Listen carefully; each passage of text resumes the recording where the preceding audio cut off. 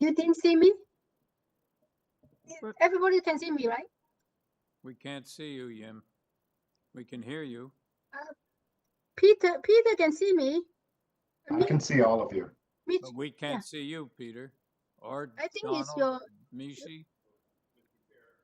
I can see everybody. Yeah, we're all here. Oh, right. So am I going to have trouble with if I go ahead?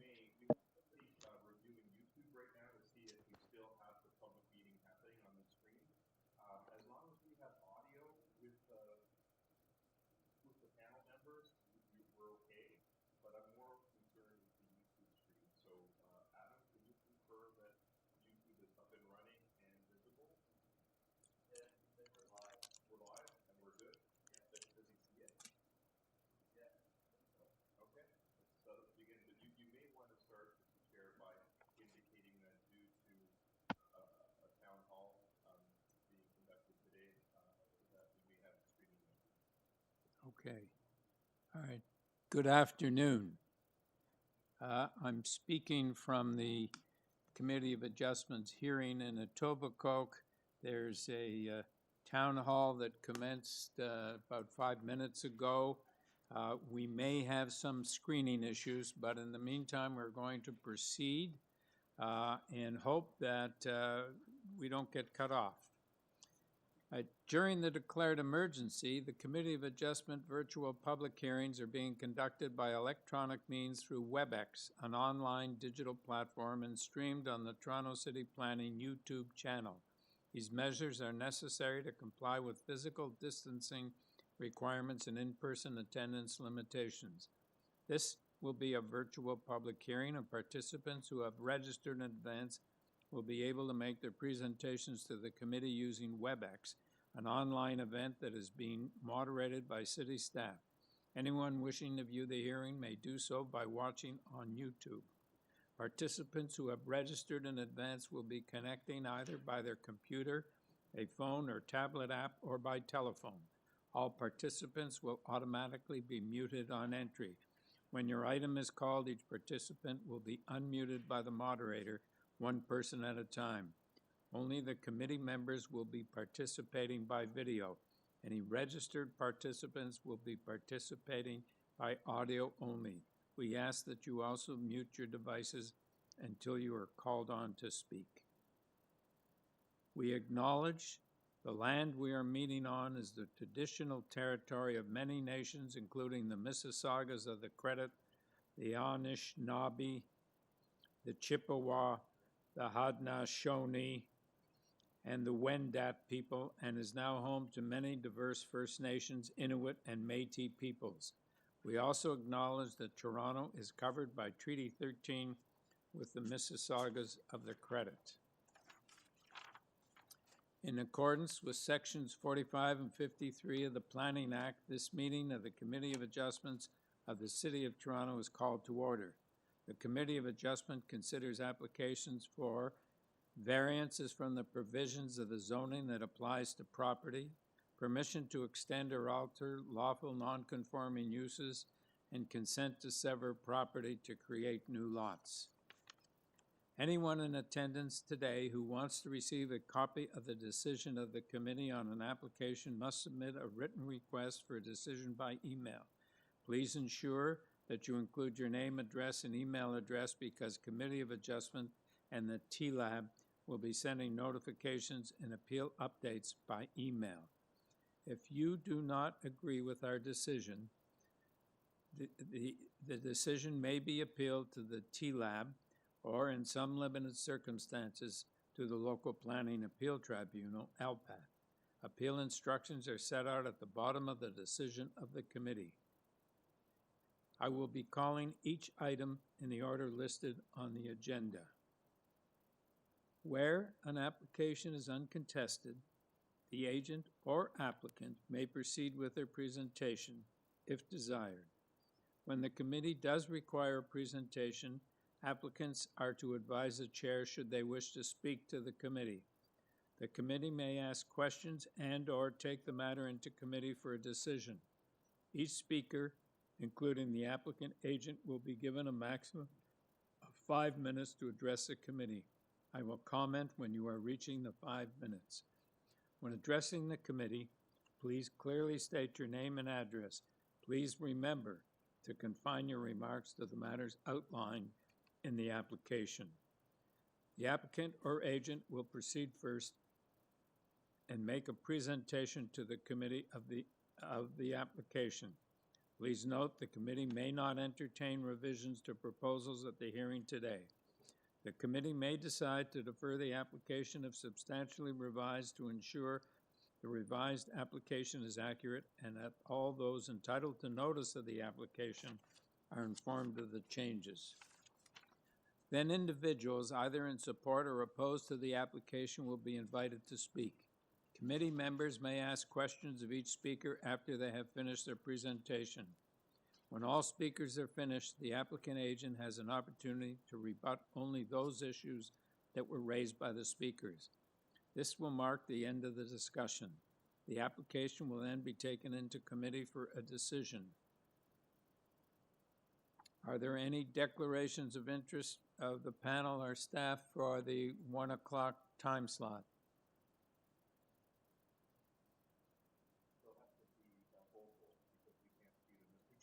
Yeah. So, panel, will you please advise whether or not you have any declarations of interest? None. Mishi? None from the. Don? Nope, none, sorry, didn't any. Yim? No, none. Thank you. Thank you. All right, deferral requests we'll deal with when we reach the application.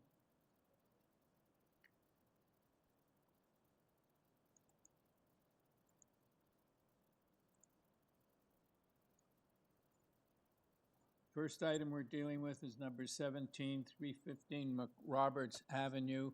The purpose of this application is to construct a rear two-story detached laneway suite. Through you, Mr. Chair, on this application, we have an email and report from Community Planning, as well as a report from Engineering and Construction Services, and a letter of opposition from the neighbor at 329 McRoberts. Thank you. Mr. Benskowski, are you here? Good afternoon, sir. Good afternoon. Introduce yourself and let us have your presentation, please. Jonathan Miskowski, I'm a planner with Solark. I'm here on behalf of the owner. So as was previously mentioned, there is a report both from planning as well as ECS. Both are of a non-objection in nature. Planning is just recommending in substantial accordance. In terms of the ECS, again, it's just to deal with some refuse where the garbage will be stored, as well as some elevations. Again, a letter of non-objection. In terms of the letter from the neighbor, the letter from the neighbor is located at 329, approximately 7 houses to the north. I'm not quite sure it isn't actually an objection to the proposal itself, but just more a general airing of some grievances, maybe of landowners and type of laneway suites guidelines and how they're being adhered to. So in terms of the proposal that is before you today, if we could maybe bring up the site plan that is being proposed. The proposal is for a brand new laneway suite. Presently, there is no garage located to the rear. This is accessed off a public lane with the entrance coming from that. Here we see the proposed separation, which does create the variance for the angular plane as well as the height. It does not extend as far as the adjacent garage to the south, and is just past the adjacent garage to the north. In terms of the impact this may create, any impact from this would be clearly visible from both the adjacent neighbors to the north as well as the south. Neither has submitted any type of objection, and this has undergone some considerable communication with planning, and that's why we have arrived at the condition of insubstantial accordance that basically deals with the location of the windows that face the west, which would be the rear properties both to the north and the south. And I'm happy to answer any questions that you might have. Panel, any questions? Okay, let's go to Mr. Carrero.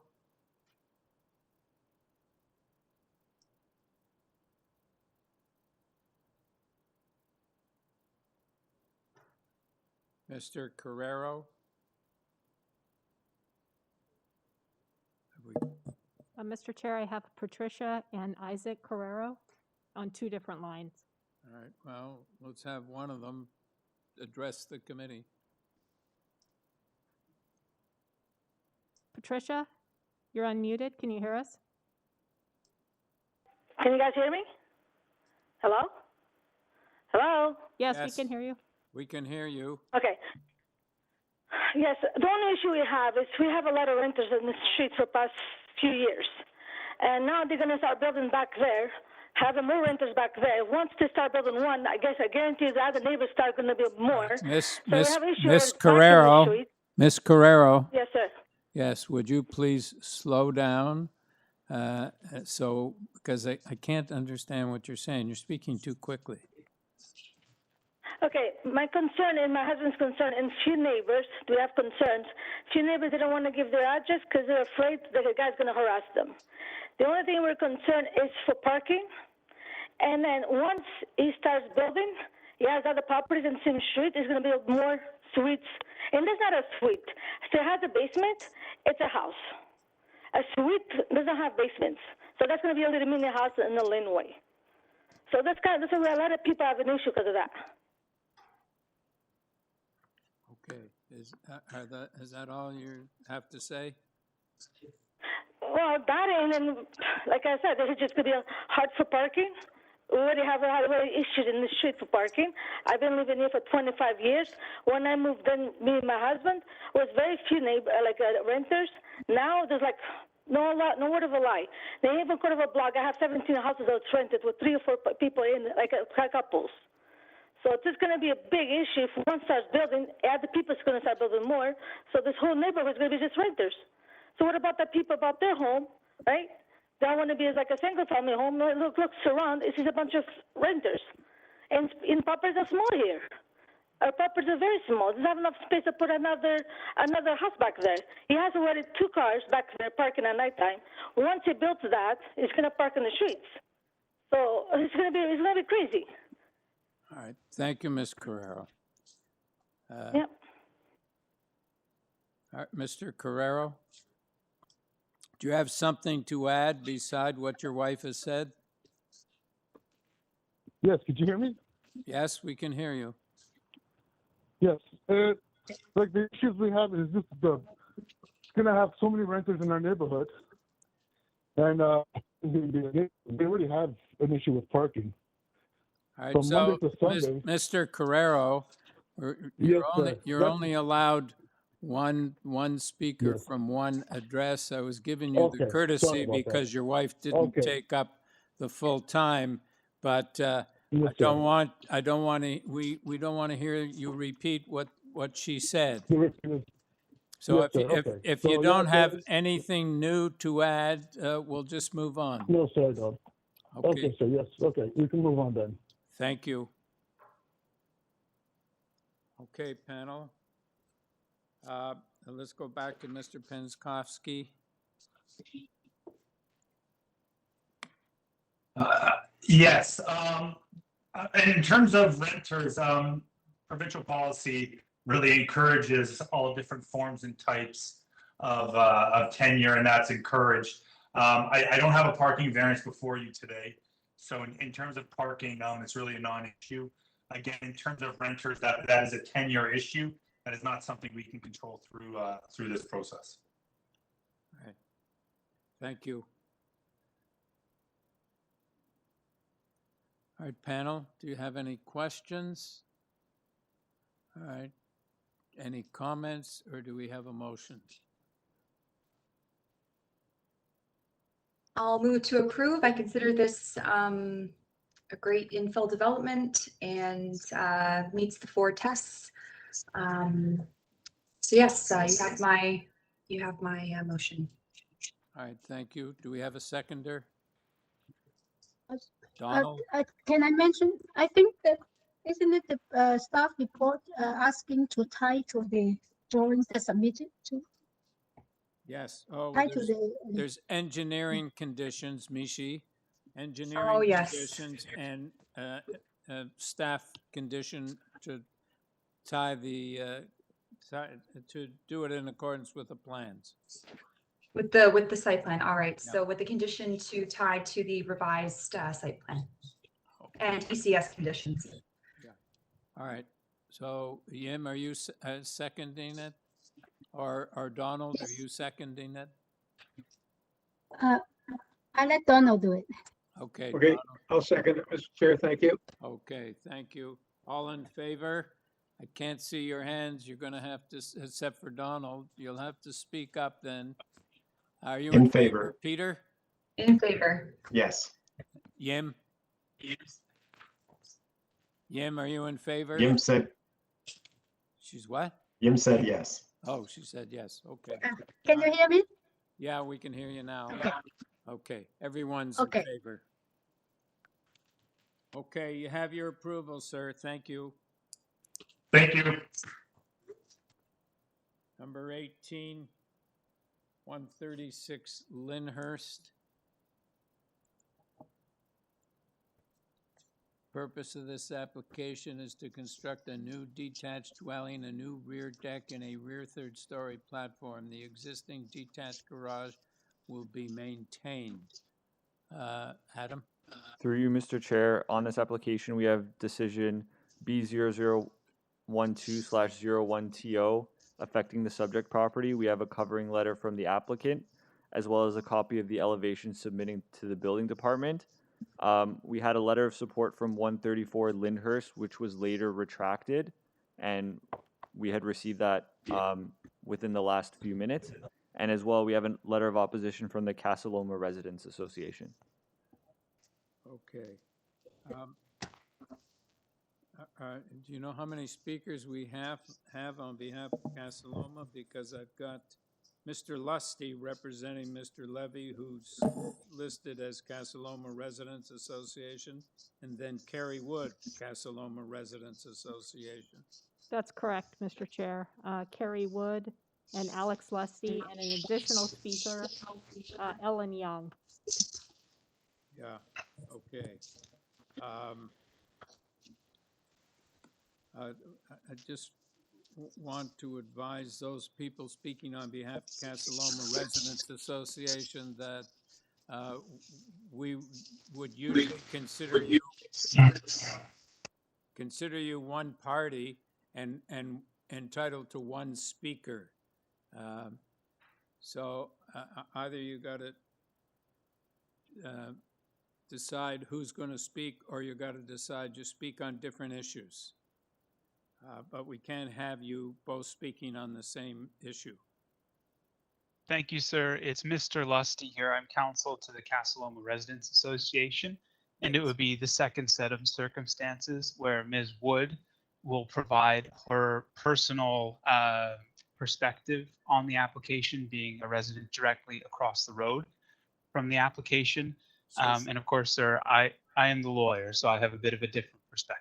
All right, so she's not speaking on behalf of the association. She's speaking on her personally. Correct, sir. She's speaking personally. She is a member of the Casa Loma Residents Association. Yeah, of course. Okay, thank you very much. Mr. Lafreniere, please. Our letter we put in entitled cover letter on page 4, and I'll just provide some background while that's happening. So there's a slight mischaracterization of the hearing because there's a building permit in place on this project that's been in place for a while. The massing is all built. Everything was built with no variances. Well, everything was built with no variances that's been built to date. So there are no setbacks. There's no FSI. There's no height variance. We have a legally existing building permit that's been mostly constructed. So the assertion that it's a new house, a new rear deck, and a new third story isn't really correct because the items we're discussing here are very narrow. And if they put up page 4 of our submission, it's an area that's an 8-foot by 5-foot wide section of roof that we would like to not build. And it's an underground room that's fully subterranean.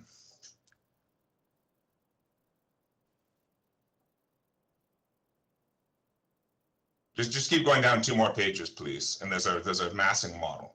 So if you see the element outlined in red, we would like to go back up a little bit there.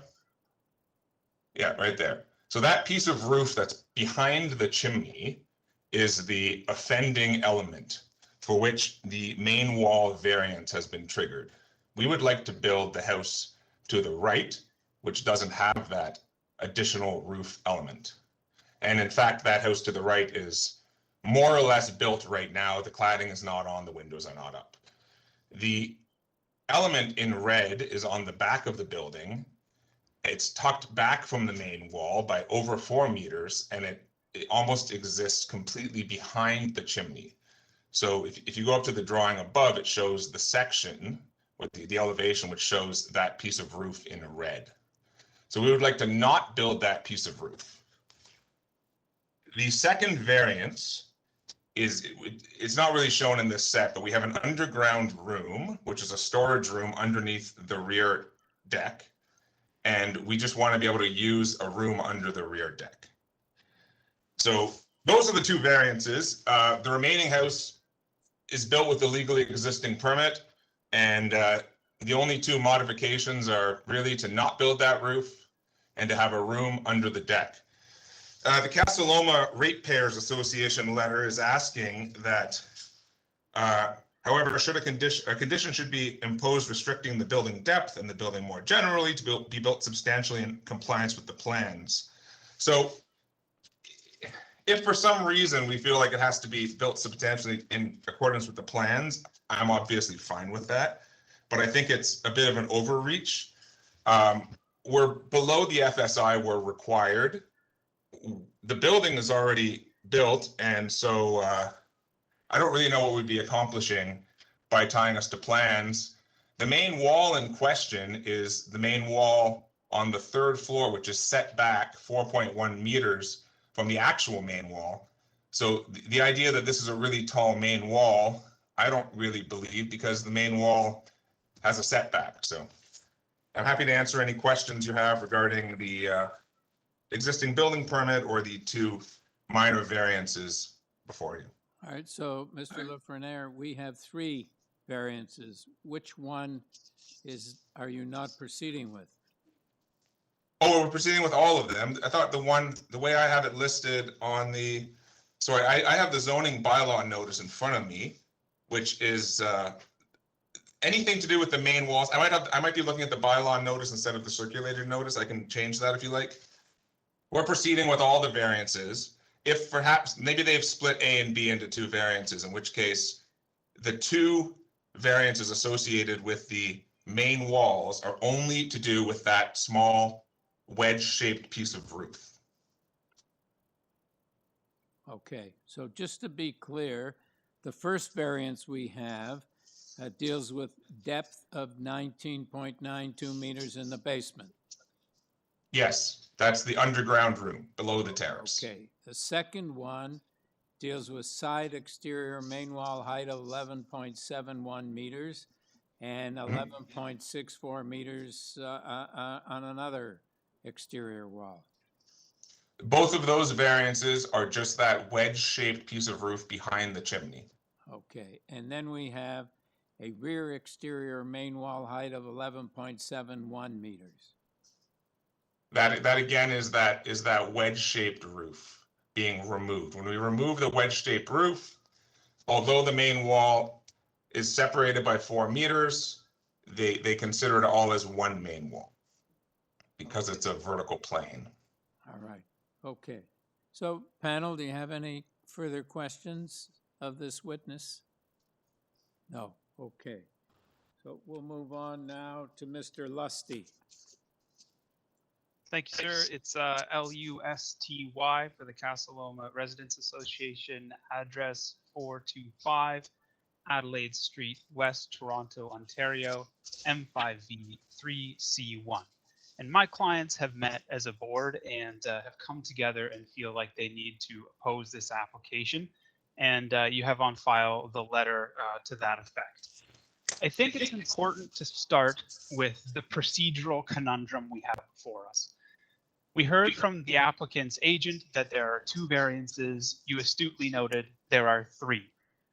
going back in time, we have a July 2020 zoning notice identifying 3 areas of non-compliance. You have an October 2020 application filed referring to that zoning notice with 3 areas of non-compliance. And most recently, you have a hearing notice with 3 variances. The confusion in the neighborhood about this has been palpable. You know, if the applicant is actually, it sounds like they've abandoned it, but if they are seeking only 2 variances, then recirculation needs to occur because there's no basis that I see for the city having made an error on this one. And the association was relying on that notice in its review and understanding what variances are before you today. So it's, you know, just from the association's perspective, it's frustrating. It's prejudicial to their ability to properly prepare and reply to this application when applicants change the variances they're seeking or mischaracterize them or recast them, or suddenly things happen on the floor. It does a disservice to the process, and it tends to bring this process into disrepute. And quite frankly, I think it's belittling to the community. So I'd ask that the application either be denied so that the applicant can refile properly, or that it be deferred so that proper notice can be given and this confusion can be cleared up, because it ends up with things happening like the neighbor under false pretenses perhaps, or not fully understanding the application, supporting it and then retracting it. And that's the kind of chaos that we see in the community. All right, Mr. Lusty, the official notice, as I understand it, and just confirmed with Mr. Lafreniere, is three variances. So I don't see why there's a problem. Thank you, sir. That accords with my perspective. And if the applicant has in fact resiled from the assertion that there are only 2, then I think we're all on the same page. I can speak if you want me to. Addressing the application itself, it does not, it's not consistent with the character of the area.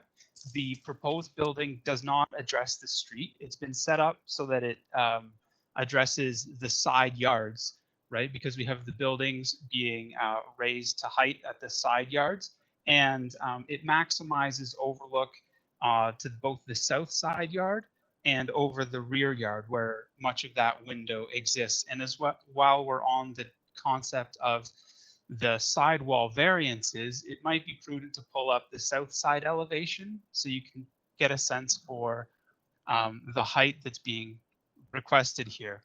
But the character of this area is important, and it is specifically protected by area and site-specific policy 264.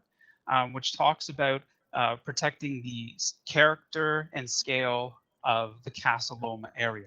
This is not a regular area. This is an area of special importance in the official plan.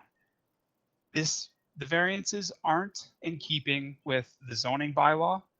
We're not talking about architectural nuances here being added in. We're talking about maximizing the intensity of use of the building at height and flaunting that attribute in the design in a manner that's clearly out of touch with the area. The proposal is not minor. Its facades and overlook condition are in direct contradiction with the established form of the area. It's not desirable because it takes pains to accentuate its differentness from the area, as opposed to fitting in with the quieter majesty of the existing homes on the street. And overall, it's undesirable when the historical context of the area. It's quite right that the CLRA is seeking a condition that the application be done in substantial compliance with the drawings on file. And just before, as I close and wrap up, sir, I'd point out that the applicant simply hasn't discharged their burden of meeting the 4 tests of the Planning Act for a minor variance. There's been no meaningful discussion whatsoever of the official plan by them. They have not grappled with the general purpose and intent of the zoning bylaw. There's been no explanation of how the proposal is minor other than the bald assertion that it is. No mention of the immediate or broader context, no similar decisions on file to convey to you that this is the type of thing that's happening in the area. And the question of desirability has gone completely unanswered, both in written and oral form by the applicant before you today. So for the reasons I've explained and for the reasons set out in the letter of the CLRA, I would ask that the application be refused. Thank you. Thank you. Carrie Wood? Yes. Hi. My name is Carrie, as you mentioned. I live at 125 Lyndhurst across the street. I am also involved with the Casaloma Residents Association, but I'm speaking as a neighbor who lives and has raised I've lived here for 20 years. I've raised my family here. It's a beautiful heritage area with a lot of mature trees, and on that property, there existed a heritage home that had been in the same family for 110 years. So when the new owner came along and was going to demolish the property, we were somewhat concerned, but understanding that not everybody likes a heritage home, they provided us, the neighbors, with a picture of what they were going to be putting in, and it was largely in scale and in keeping with the size of the homes in the neighborhood. I also, my husband and I, just to give you a little bit of background, own the house across the street from this home.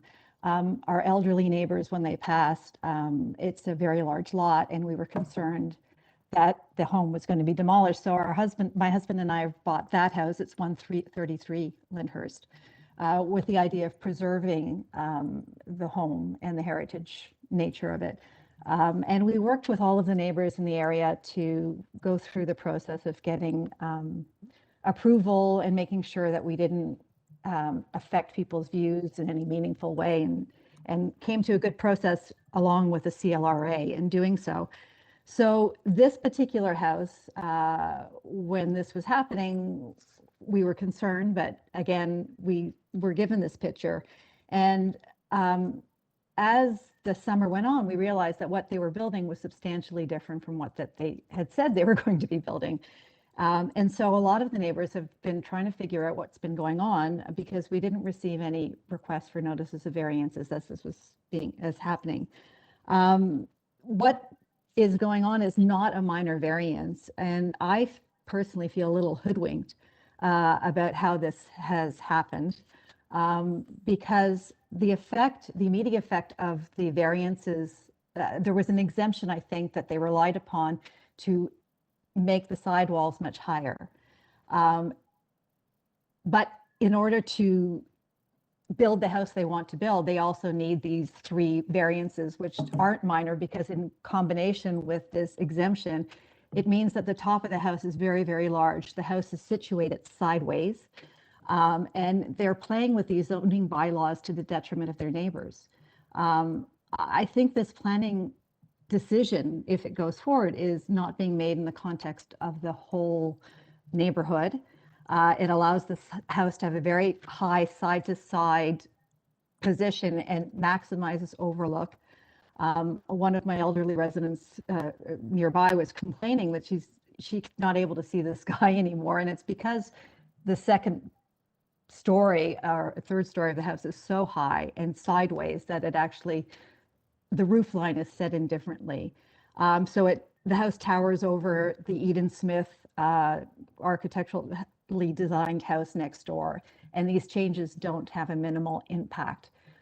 So it's my assertion that the house doesn't exist in harmony with the surroundings. I believe the CLRA is concerned about that as well. And that's my reason for objecting to these variances, because I believe allowing these variances actually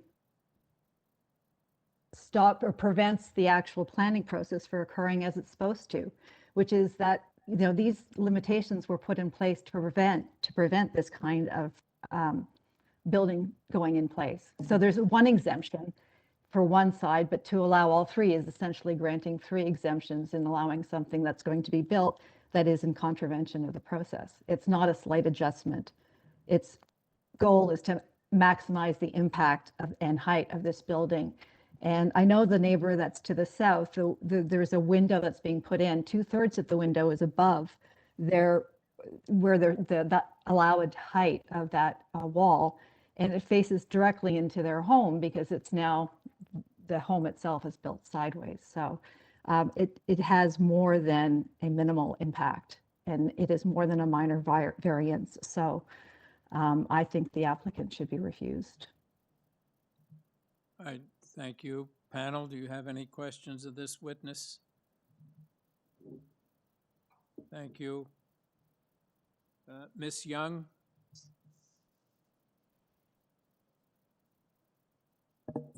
One moment, Mr. Chair.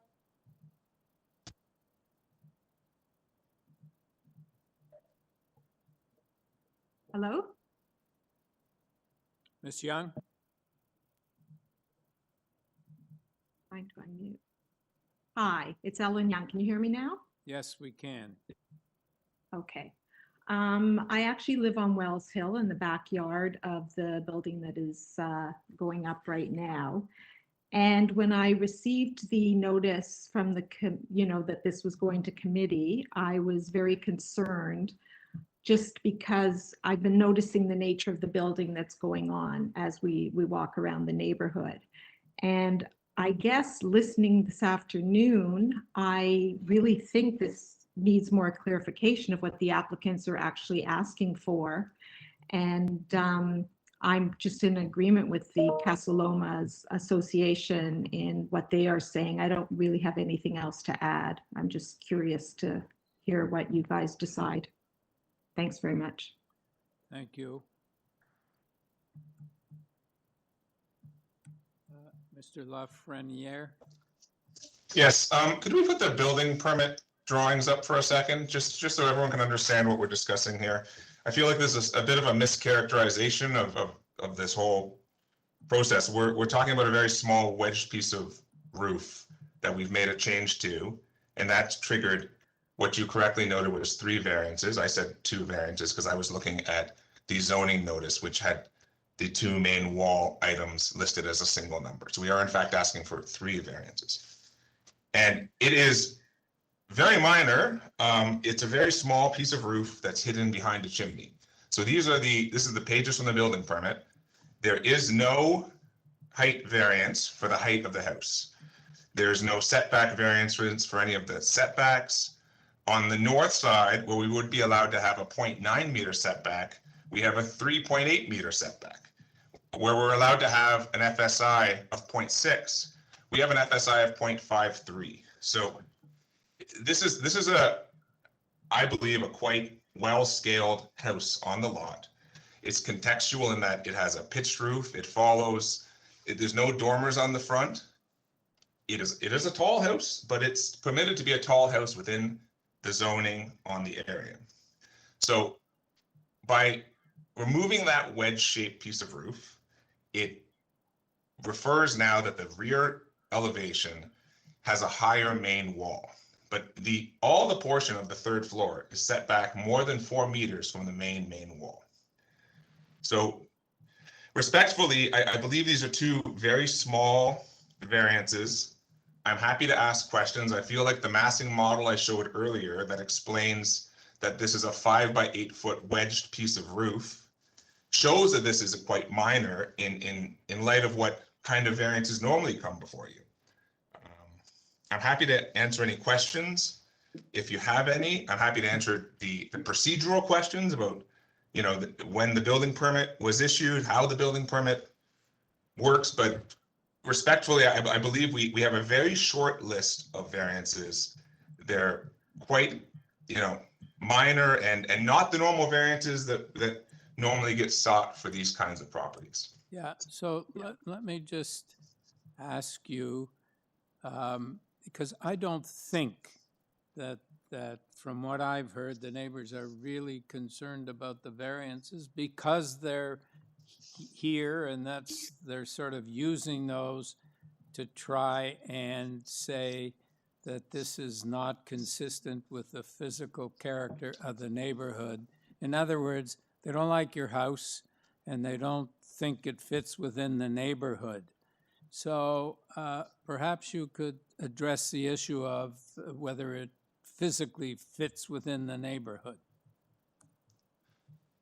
So we did go to pains to create a contextual building here. We're using handmade bricks. We have very nice clad windows.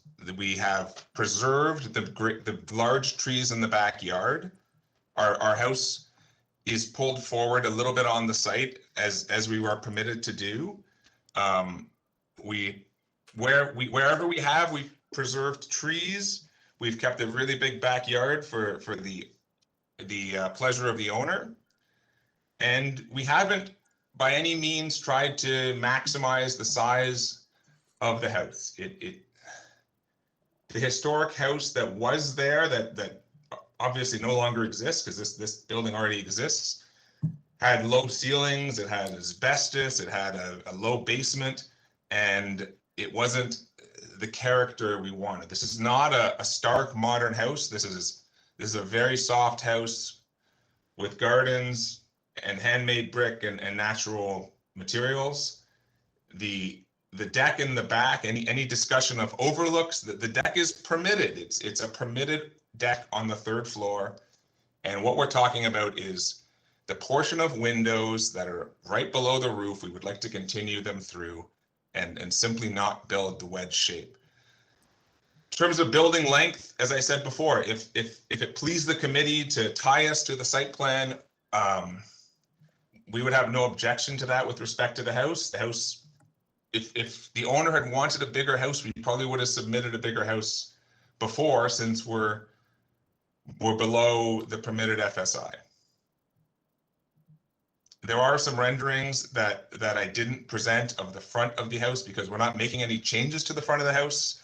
So when we were going through the discussions around the demolition of the old house, we did have renderings made up explaining, how the massing works, what the brick is. And with respect to the question that we're building anything here that's not permitted, the things we're building are permitted. The one thing we haven't built, we have not built the small wedge-shaped piece of roof because it's an additional element. And we said, if we don't have to build it, we'll wait. And, if we have to build it, we can build it.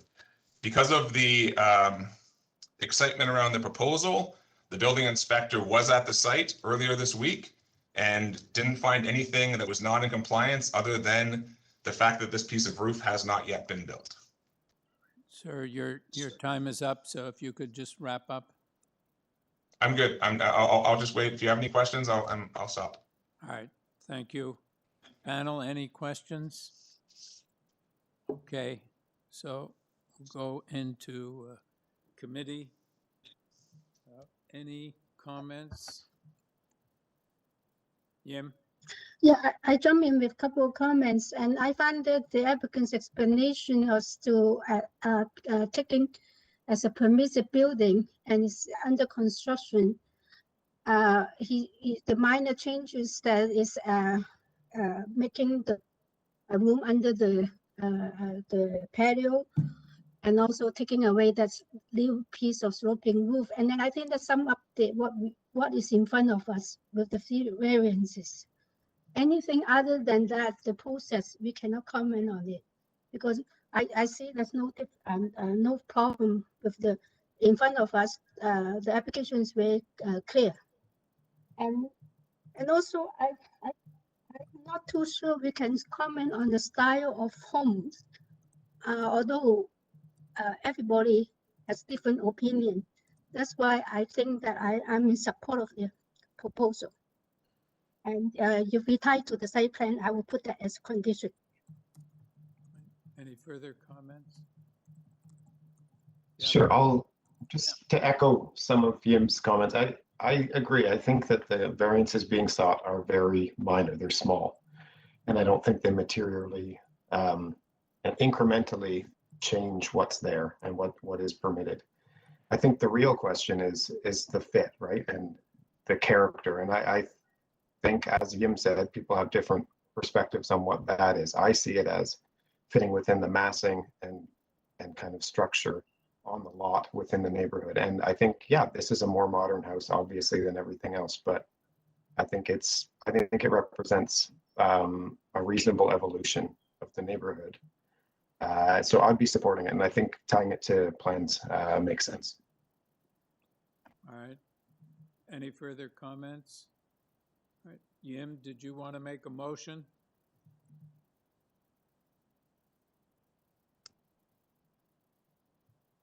Yim? Ian, I think you're on mute. I can hear myself. Okay, I'd like to move for approval with the condition tied to the site, submitted site plan. All right. Do we have a seconder? I'll second that, Don. All right. Thank you, Peter. All right. All in favor? You have to say you're in favor because I can't see three of you. Peter's in favor. I can't see any of you now. Yeah. Peter's in favor. In favor. I move a motion. Yes. Mishi's in favor. Donald, are you in favor? Yes, I am, Mr. Chair.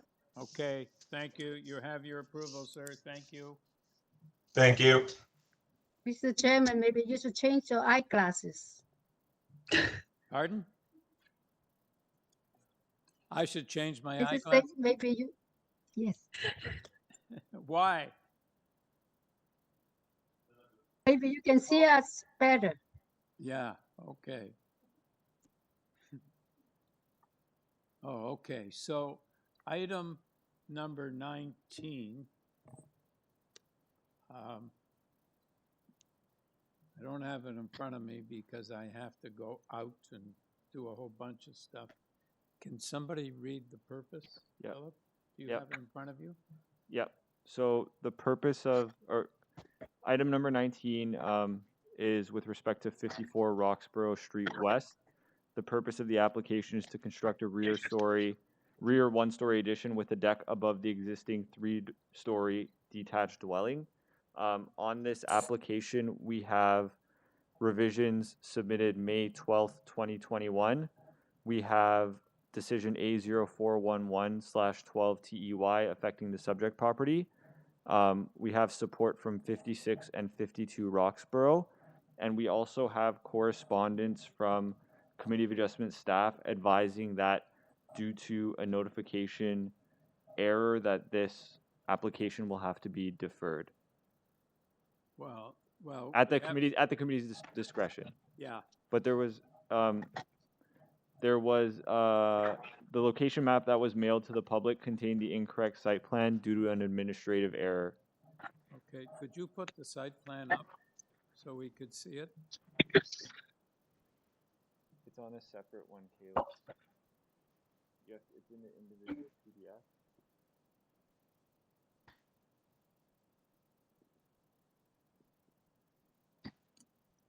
So while you're doing that, I'm going to call on oh yeah, sorry. Mrs. Zimi. Yes, sir. Are you here? Yes. Okay. So Yes, sir. we apparently the city sent out the wrong site plan, and we as a committee have to decide whether it's an issue that's going to affect the notice that people receive. So I'm asking that the site plan be put up and we could see what the problem was. Do you have an opinion as to whether it should or shouldn't be deferred? Thank you, Your Honor, for reviewing this application. I do believe that all the neighbors that might have concerns regarding this proposal are already aware of the variances, and they provided letters of support for us. And the fact that the initial notice sent out with the wrong site plan doesn't really affect this process at this point. Well, at the end of the day, it's your decision, but I do believe that we, if everybody agrees, we proceed with this hearing today. Okay, so can somebody tell me, I know it referred to the wrong property. What property did it refer to? Through you, Mr. Chair, the email that I received from the application technician didn't specify which it referred to. I can have a look. I can ask.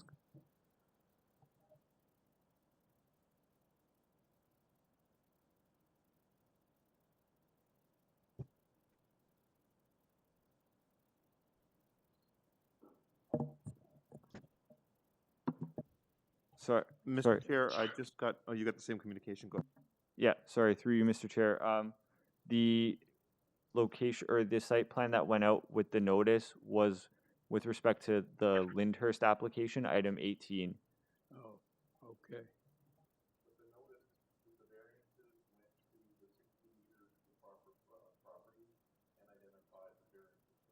So everything else was okay. Okay. Yes. Panel, we have to decide whether the notice was sufficient or not. If we decide it's not sufficient, we should defer. If we decide it wouldn't mislead anybody, then we can proceed with the application. There doesn't appear to be anyone opposing the application who's going to speak today. So I don't know whether it would confuse anybody or not. Yes, Yim. Can I ask a question? When they discovered the mistake, was a correction sent out No. before this hearing? No. Okay. No way. This is one of the very toughest decisions, I think, only because whether we want to break the protocols of being fair and just to the public.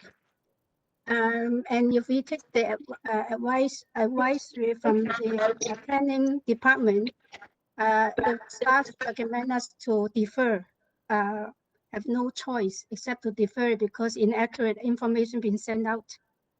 And as a panel, I'm actually torn. I prefer to follow the staff recommendation, although it's a pain for the applicant because of the deferral with the pandemic and all. We don't want to create unnecessary delay. But whether as panel we want to break the protocols, I like to listen to other people's comments. Any other comment? Sure, I agree. This is a tough decision, but is my understanding correct that it was only the site plan that was wrong? Like the address was correct and the list of variances were correct? Is that right? That's right. I mean, to me, that's more important. So I don't know. I think in that context, I'd be willing to hear it today. All right, Mishi. Yeah, I would have to agree with Peter there. I think that because the variances are appropriately, represented, it's fair that we review this. All right, Donald. Yes, I'm quite content to proceed today, Mr. Chair. Okay, so do we have a, I don't know whether we need a motion to proceed. We need a motion. We need to vote on a deferral motion, yes or no. So would someone make a motion? Yim, you want to make a motion to defer, and then we can see if we can get a seconder or if we can get approval. So I can move a motion so you can turn me down. Okay, I will move a motion to defer the case. You're the sacrificial lamb today.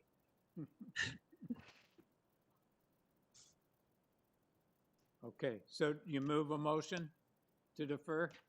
Yes. Okay, do we have a seconder for a motion to defer? No seconder, the motion fails. We will proceed. Okay, we've read the purpose. Ms. Assimi, could we hear from you?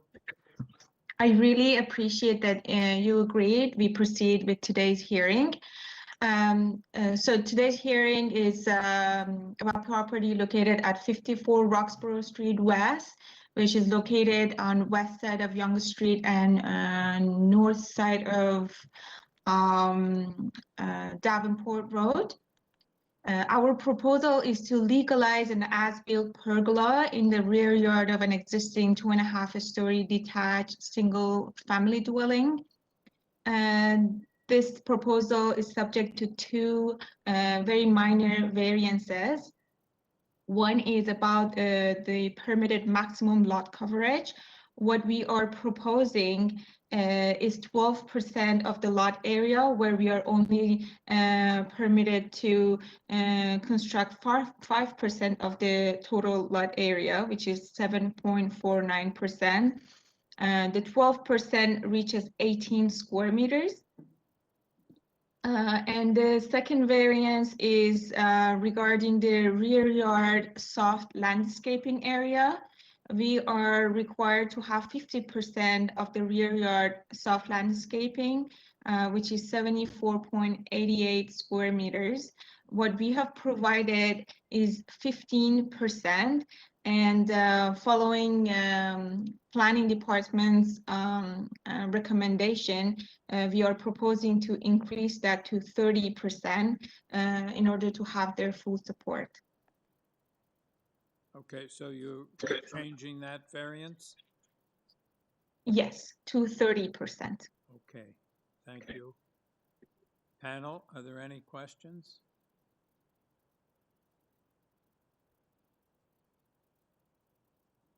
Panel, any questions? I have a question. Yes, the pergola, can you just describe, I mean, the variance being requested for the pergola is about coverage, but it's not a solid roof, right? These are slatted pieces of timber going across the top, is that correct? That's correct. It's uncovered. Okay, thank you. All right, any further questions? All right, so we take it into committee. And do we have any comments, or do we have a motion? I'm happy to bring a motion. I think the fact that this is basically an uncovered structure, or largely uncovered, really minimizes any impact that it might have.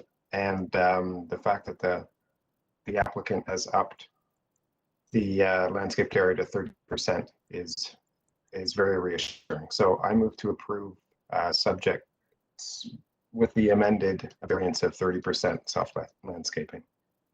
All right, thank you. Do we have a seconder? I can't see you, so you're going to have to say, yeah, I second it. Is Yim seconding it? It's Yim. Yim. I'll second it. Okay. Yes. Thank you. All right, all in favor? I need you to say in favor. In favor. In favor. In favor. Yim, you're in favor? Yes, yes. Yeah, sorry, I was on mute. Mishi is in favor as well. Oh, okay, Mishi. All right, I'm in favor as well. You have your approval. Thank you very much. Thank you so much. I appreciate it. Number 20, 136 High Park Avenue. The purpose of this application is to construct a 3-story side and rear addition, a rear basement walkout, and a rear ground floor deck.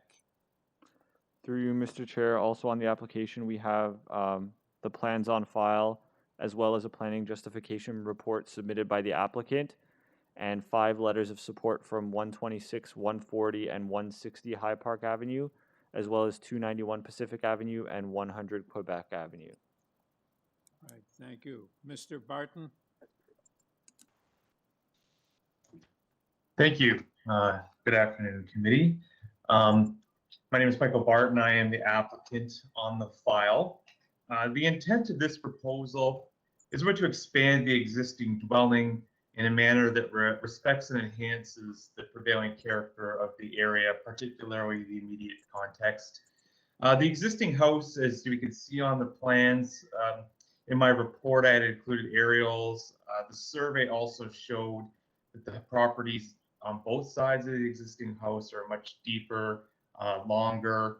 that extend further into their rear yards than the subject property does. So even the houses that are immediately abutting are considerably greater in building length and depth. There's consistency in the area along the street in terms of the front and side yard setbacks, which will be retained through this proposal. The owner is really interested in maintaining the heritage and built form character of this dwelling, which is carried throughout the community. So that was a big consideration here, was that at the public realm, you won't see much of a change. You're going to see the character. There is a small front addition that fills in an existing gap, but that doesn't result into a change in the existing front yard setback. What it does do, and the reason we need a front yard setback variance, is that the current setback as the house exists today doesn't provide the minimum, which is an average of the dwellings on either side. So it's to account for that small front addition that's being done there. The additional floor area and building depth will be mostly accommodated in the rear yard area. So as I indicated, there's no side yard variances required here, and the front yard is to allow for that alignment of the addition with the rest of the house. So we are also providing the required rear yard setback, even though the building is increasing in depth relative to existing conditions. So the owner has been actively engaging the community and has received a number of letters of support. There were a few more that came in that I sent to the committee staff yesterday, but they didn't have a chance to upload them. So those, I believe, will be uploaded tomorrow from what I was told. So as we had indicated, we have support from on High Park Ave. There's 126, 140, 141, 154, and 164. We had support expressed by 291 Pacific Avenue and 100 Quebec as well. We didn't receive any staff comments that were against the proposal or negative. We had heard that there was a question from 132 High Park. The owner did reach out directly to that owner and indicate what the proposal was, and if they had any questions to contact him. He didn't hear from them after that. So what he has heard has been support from the community with the expressed written support of the letters that you have before you. So just quickly to go through you do have my justification reports in front of you. But the key points that I had really made in there was in terms of the official plan, really speaking to, and this being a neighborhood, is that neighborhood character, particularly the prevailing character of the neighborhood and in that immediate context. So the immediate context being the stretch of High Park that's within this block. So it was my opinion that the development proposal is a modest growth of the existing property, but that is compatible and keeping with the existing character of the area. That is the same when it comes to when we're looking at whether these variances are minor in nature. We are increasing the building depth, but in a manner that will be in conformity with the abutting properties and also the character of the neighborhood. The floor space index is really a function of that, but we are only asking for an increase to 0.67 relative to 0.6 permitted. And the front yard setback is being maintained under current conditions, but we need to reflect that there is a component of the addition on the front, which now needs to reflect the existing front yard setback. So from those perspectives, it's my opinion that the tests are met and that this addition will result in a home that fits in the neighborhood, will enhance the character, and will meet each of those 4 tests. And I ask for approval of the variances on that basis. All right, thank you. Panel, any questions? All right, thank you.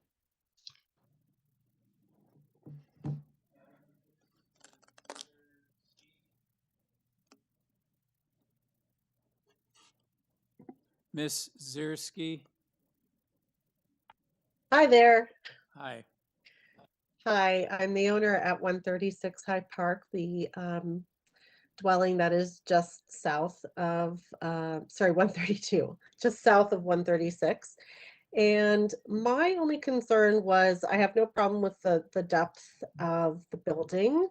My concern was that, could we talk about how high the building is going to go so that the third floor is essentially going to take away, you know, all the sunshine on the north side of the building that I own, and it's going to block, you know, any other views that this neighborhood has had for all these years. So let me just explain something to you. They're not asking for a variance with respect to height. If they're not asking for a variance with respect to height, that means they're building within the parameters of the bylaw, and they're doing so as of right.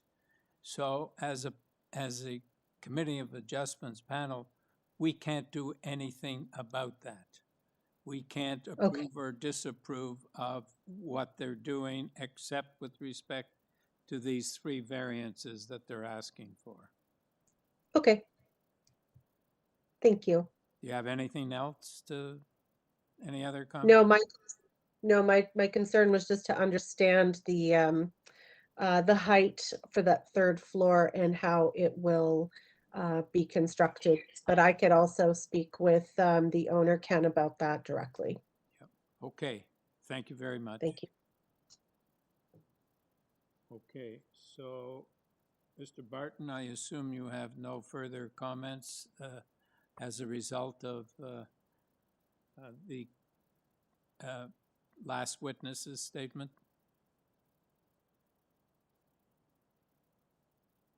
The only comment would be is that I know the owner is open to having that conversation, so I don't think there's any concerns with that. Okay, thank you. Panel, any questions or any comments, or do we have a motion? Donald? Yeah, Mr. Chair, I find the requested variances meet the 4 tests, and I think it's notable that there were no objections from the neighborhood. Only the one concern that, as you correctly pointed out, isn't within our mandate. There's no height issue here as it relates to the zoning bylaw. They're building as of right within the height requirements. And there's no city department comments or objections either. So I move for approval without conditions. All right, do we have a seconder?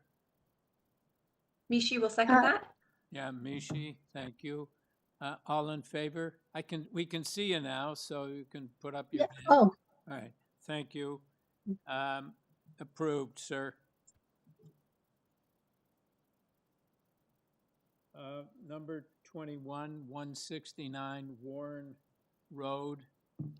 And the purpose of this application is to construct a 1-story rear yard screened porch. Through you, Mr. Chair, on this application, we have the plans on file as well as 2 letters of support from 76 Dunvegan Road and 173 Warren Road. No staff comments. All right, Mr. Starkey? Yes, sir. Hi, I'm here. I just want to thank the committee for serving our community in this time. I know it's not easy to do this all online, and you do it with aplomb and good cheer. Thank you. This is a landscape-oriented screen porch. I think that one thing that's important to note here is that the existing FSI of this residence is 0.51. So we're going for a very small increase in the FSI to be able to make a space for outdoor dining, and along with that, a variance for building length and depth as well. So there's 3 variances in total. Thank you. Right, so is it because it's covered that it counts in the FSI? Correct. Okay, thank you. Panel, any further questions? Okay. We have comments, or do we have a motion? Yes, Yim? Yeah, I have a motion, move for approval. I think it's a straightforward application, and then I don't think there will be a negative impact in the neighborhood, and I'll move for approval. All right, do we have a seconder? Yes, Peter. Thank you. All in favor? All right, you have your approval, sir. Thank you. Thanks so much. Number 22, 883 COSBURN Avenue.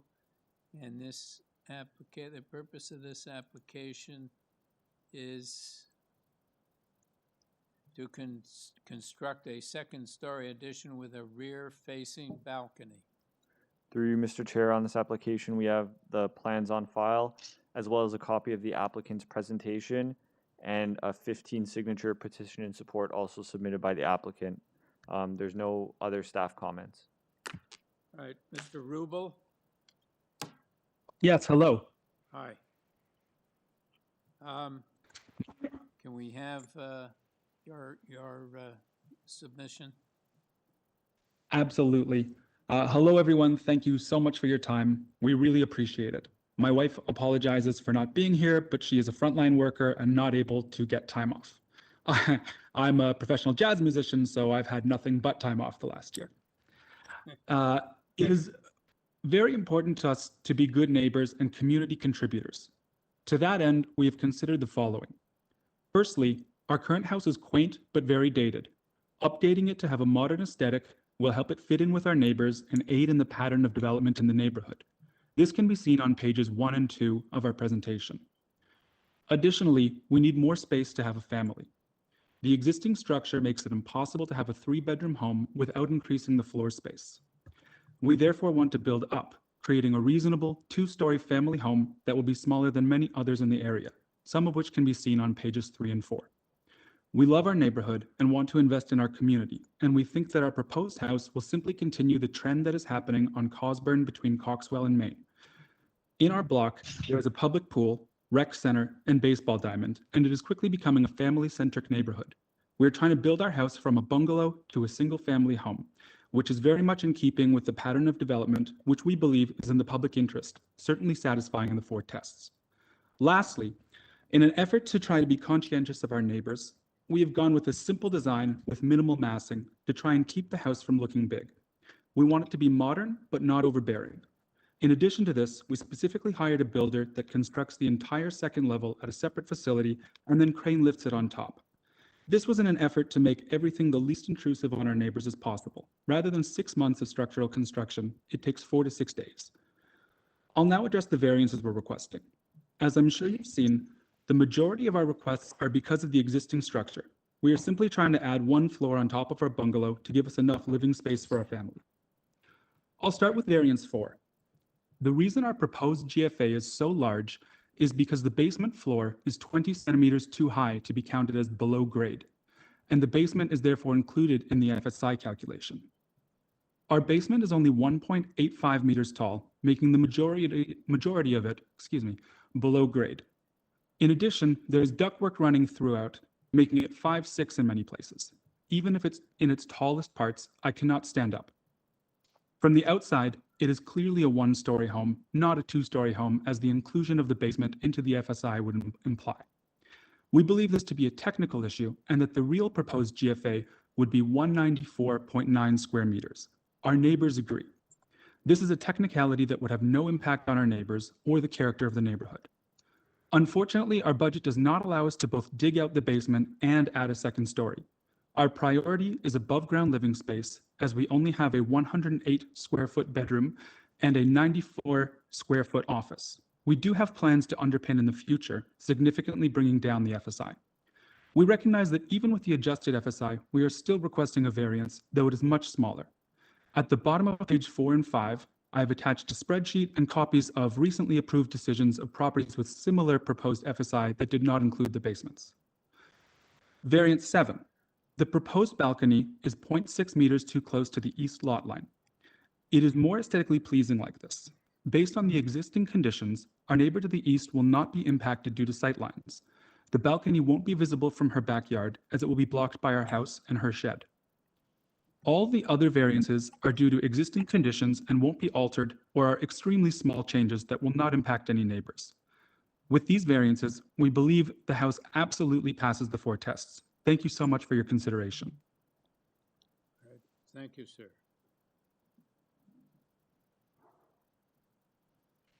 Ms. Harvey? I just took you off speaker. Yes, thank you. All right. Could It's you been quite an education for me listening. could you just give us your name and your address, please, and your presentation? Yes. Joan Harvey, 207 Virginia Avenue, which is 1 block south of COSBURN. Yes. And can we have your comments while you object? Yes. Well, the application was to a minor variance under Section 45 of the Planning Act, and just to construct a second-story addition with a rear-facing balcony. However, it would seem to be maybe, I hope another section of the Planning Act isn't in, but I am concerned with what is happening. Already there have been 2 next door, that is numbered 881 and 79 COSBURN. Much larger homes have been built from scratch, knocking down the other ones very, very recently. And another one I am very concerned is what is happening, because there have been bylaws allowing or requiring minimum spaces between the main building walls of one structure and the adjoining or abutting one on the other side, for the sake of emergency access, safety, etc. That appears to be disappearing in a few houses in our neighborhood, and perhaps in this one too. I do not have a computer. I do not have access to anything. I'm simply going from living in my house. Now I'm in my 71st year living in my house and seeing what is happening in the neighborhood. I'm concerned about the loss of what you call landscaping area or drainage and natural ground. That is being lost. They are tucking around the corner behind the house on the corner, which is their eastern barrier or boundary.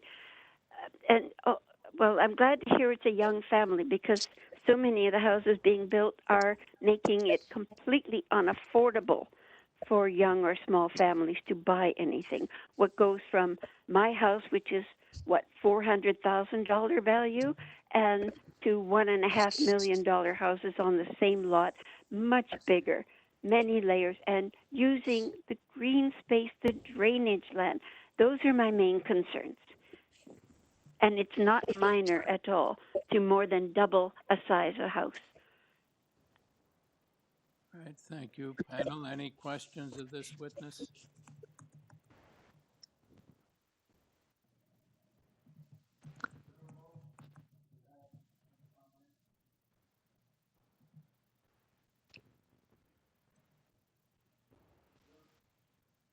Mr. Rubel? Oh, yes, sorry? Yep. Do you have any comments, sir? About what just that Ms. Harvey said. Absolutely.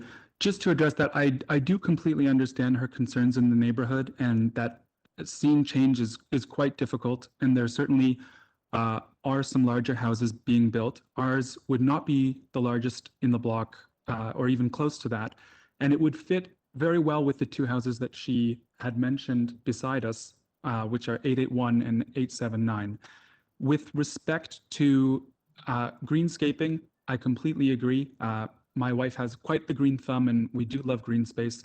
Although we are looking for an exception for green space, we actually will not be affecting our own soft landscaping at all. That is just an existing site condition. So nothing on the ground floor will be changing. Right. Okay, panel, any questions? No. Okay, thank you, sir. All right, panel, any comments, or do we have a motion? Yes, Peter. Yeah, I'm happy to bring a motion. I think this is a lot of GFA being added, but I think it's a reasonable request, and it's really kind of in keeping with the recent pattern of development and redevelopment within this neighborhood. I think that it's being done in a restrained way that is cognizant of impacts on neighbors. So I move approval of this application with no conditions. Right. Do we have a seconder? Yes, Mishi? Yep, Alex. All right.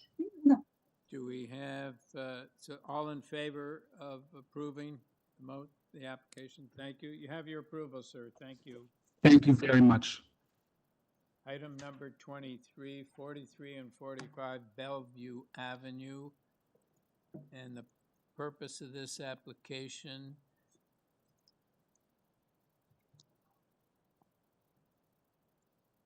is to construct a 3-story apartment building containing 12 dwelling units in a rear ancillary building for bicycle parking and waste storage.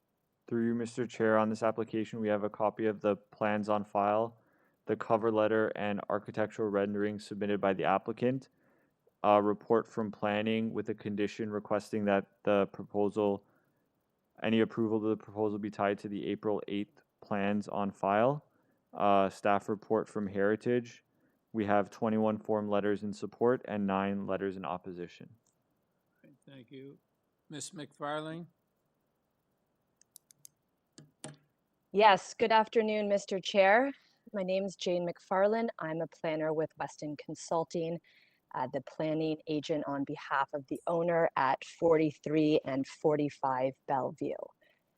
The application for minor variance, yes, sir? Yeah, go ahead. Okay, thank you. Application for minor variance that's before you today is required in order to construct a 12-unit apartment building. It has been described as an apartment building. However, if we look at the site plan, you can see that the proposed built form is very reminiscent to what is known as a stacked townhouse proposal. The current zoning bylaw in the city of Toronto actually doesn't have that use, and stacked townhouses are therefore described as apartment buildings in zoning reviews. But in any event, the proposal is for 12 rental units, mostly of 2-bedroom unit in size. There's one of those units is 1 bedroom. They range in size from 750 to 800 square feet. The opportunity here and the application before you would offer the owner the opportunity to build new ground-related rental units that each would have their own access off of a laneway that's proposed along the south portion of the lot. Now, Kensington Market, where this property is located, is a very diverse neighborhood. It's not homogeneous. It contains a variety of unit types, including single detached, semi-detached units, townhouses, and many of those residential building types do contain converted dwellings, which often contain more than one rental unit inside there. So in terms of building type, what we're proposing, or what would result from the proposed variances, is very much in keeping with the current built form along Bellevue and in Kensington Market. The application that's before you today has a lot of history associated with it, and it began really in 2016. And in concert or in conjunction with this minor variance application is also a site plan application that's been submitted to the city that first began back in 2017 and has gone through 3 separate resubmissions and 3 subsequent reviews by all staff. That includes planning, engineering, transportation, and heritage. And what we've come to and what's before you today is very much a result of 3 complete reviews by staff, as well as heavy communication and community consultation that began in 2016. That also includes meeting with both the current Councillor Layton and Councillor Cressy, which predated Layton in this ward. My office has submitted 21 letters of support. Many of those letters are from the neighbors who own properties across the street and on the same side of the street as the application on Bellevue, as well as many of the properties on Augusta, which is one street to the east. I note that planning staff have issued a staff report, which includes some detail and some history on this file and a previous application that dates back to an OMB approval in 2003. I also note that planning staff have proposed a condition that would be tied to any approval today, and we are very supportive of that condition as we've talked this application through with planning staff many, many times.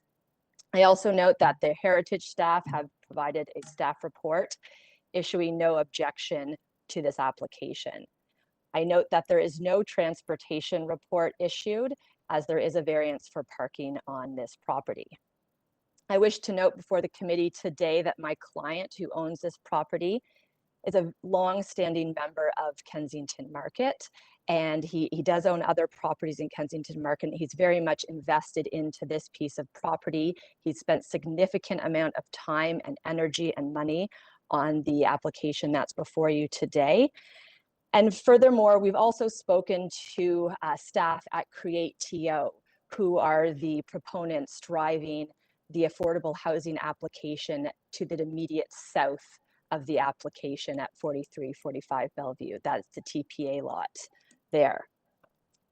I do note that there are a number of letters in objection to this application today.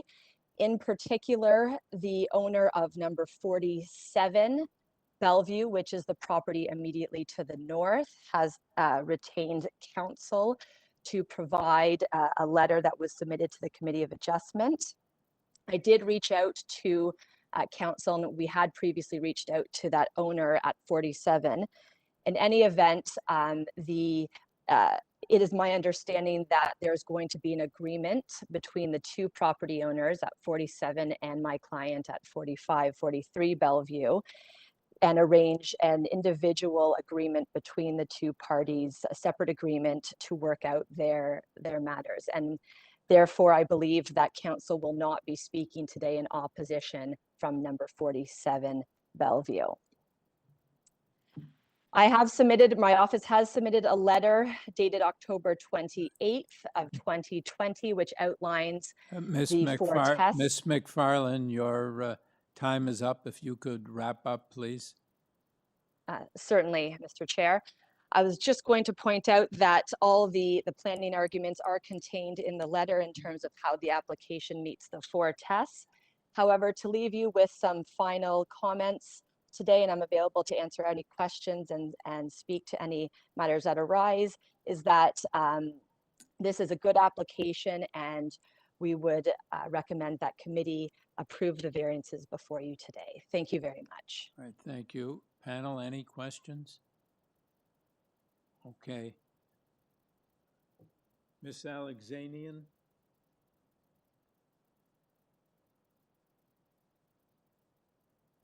Ms. Alexanian? Yes, I've just been unmuted. Hi there. Hi. So I submitted a letter. Right, could you tell us, just for the record, could you give us your full name and your address? Certainly. It's Susan Alexanian, and I live at 2 Bellevue Avenue. Right, thank you. You're welcome. I'm chair of Kensington Market Action Committee. This is the longest standing residents and business association in Kensington Market. We look at all the developments that come into Kensington and often have great dialogue and conversations with people and come to agreements for developments that work for the neighborhood. This one doesn't. And while I sat twice with community consultations with those proposing 43 and 45 Bellevue Avenue, none of our concerns were addressed, and that's why I'm here before you, voicing them yet again. So the entire block of Bellevue is two-story homes with sometimes third floor attic rooms. So this proposal is not in keeping with what exists in the neighborhood, and for quite a few reasons, I and our community group believes that it doesn't fit. And it doesn't fit because, for instance, you're stealing sun from the neighbor's yard. So one of the things we work really hard to do is to make sure that we get landscaping in people's rear yards, because that helps. And, you know, the city made those rules because it helps sequester carbon. It's good for our air. People can grow gardens if they want. By putting up a full 3-story building that goes completely into the yard, and then another building that deals with their bicycle racks. Basically, the lot to the north will now no longer see sun. I'm also distressed about existing lovely old trees in the backyard that will simply have to be taken out. While I understand that the Zimmermans are part of Kensington Market, they've allowed the tree in front to kind of become a garbage dump. And the poor tree is having a very difficult time surviving. I'm also worried about the amount of landscaping, like when the city has guidelines, it's for a width of a landscaping plot, it's because you can't get root systems if you've only got half a meter. And I believe they're asking for a 0.4 meter. So you can't really like plant bushes or trees or anything substantial in this tiny 1.5 feet that they're doing, suggesting can work for their landscaping.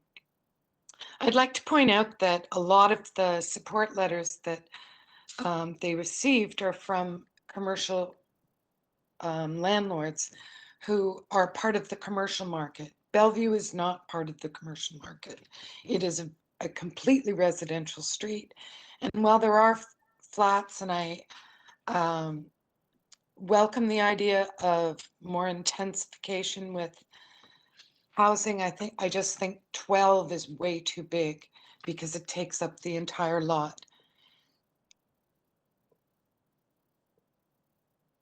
That's my case in a nutshell. Any questions? Or sorry, you're supposed to ask that. Yeah, Ms. Alexanian, are you aware of the agreement between this property owner and the owner of 47 Bellevue? I don't believe that agreement exists. Well, we were told this morning by Jane McFarland that there's an agreement. It's not in writing yet, but there's an agreement that's going to be drawn up and signed. The last time I talked to that neighbor, there was no agreement, so I'm completely unaware of it. Okay. And I hope you wouldn't make a decision based on an agreement that doesn't yet exist. Well, this application's been going forward for years. Well, we don't even. Surely, if there was going to be one. Right, we have no idea of the term either. I'm just asking if you were aware of it. No, sorry, I'm not aware of such a thing. Okay, panel, are there any questions of this witness? All right, thank you. Ms. McFarlane? Through you, Mr. Speaker, Mr. Chair, there is one additional speaker that registered that we didn't get written down until this morning. Her name is Sylvia Lassam, and I have her on the line. Oh, okay. All right. So go ahead. Thank you for this opportunity. My name is Sylvia Lassam, and I reside at 80 Bellevue Avenue. I'm speaking today as a representative of Friends of Kensington Market, a community group, and as a neighbor who lives near the proposed development. We are concerned that the proposed development is too big for the lot, which previously was the site of a small storefront with living quarters for a family above, and with the implications of the design for both tenants and the community at large. We've laid out our objections in some detail in the letter I submitted, so I will simply summarize our main concerns. In every dimension except height, the applicant significantly pushes the limits of acceptable size, asking, among other things, for a nearly 40% increase in the allowable floor space. As a result, between the apartment block itself and the rear shed, the property would be overbuilt, and 12 units have been crammed into the proposed envelope where one family used to live. There are quality of life issues at stake, including but not limited to extremely small entrances that would barely allow two people to interact, tiny bedrooms, many that would not accommodate a closet, limited access to sunlight in some units, and no private outdoor spaces such as balconies to compensate for the reduced green space at the sides and rear. In addition, while the official plan assumes that bike parking will be located within an apartment building, the applicant has chosen to allocate bike parking into an ancillary building that itself requires more space than it is supposed to. This, in conjunction with the extra 40% requested for the apartment building, results in outdoor space that is limited to a small patch with no shade or communal amenities. What's there essentially provides access to the bike parking and garbage. The community would like to encourage developments that attract families, that provides accessibility features, that gives people a reasonable amount of livable space, and the pandemic has taught us that we all need to have comfortable homes, and that allows for a good quality of life. One of my neighbors commented that this proposal looks remarkably like the buildings in Alexandra Park that have recently been torn down because they were substandard places to live. In summary, we strongly disagree that this is a request for minor variance. An aggregate of 13 variances, only a few of which are minor, adds up to a serious affront to the city's bylaws that have been put in place precisely to protect neighborhoods from proposals of this sort. We respectfully request that the committee deny this application. Thank you. All right. Panel, any questions of this witness? No. Okay. Ms. McFarland? Yes, thank you.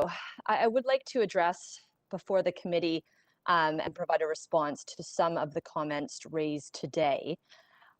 With respect to the comment about Bellevue being occupied by two-story homes and the proposed unit not being in keeping, I want to note that many of the residential buildings in Bellevue. So if you look at the elevations that are included with the architectural packages, you'll see that we've oriented two of the units towards Bellevue Street or in the western direction.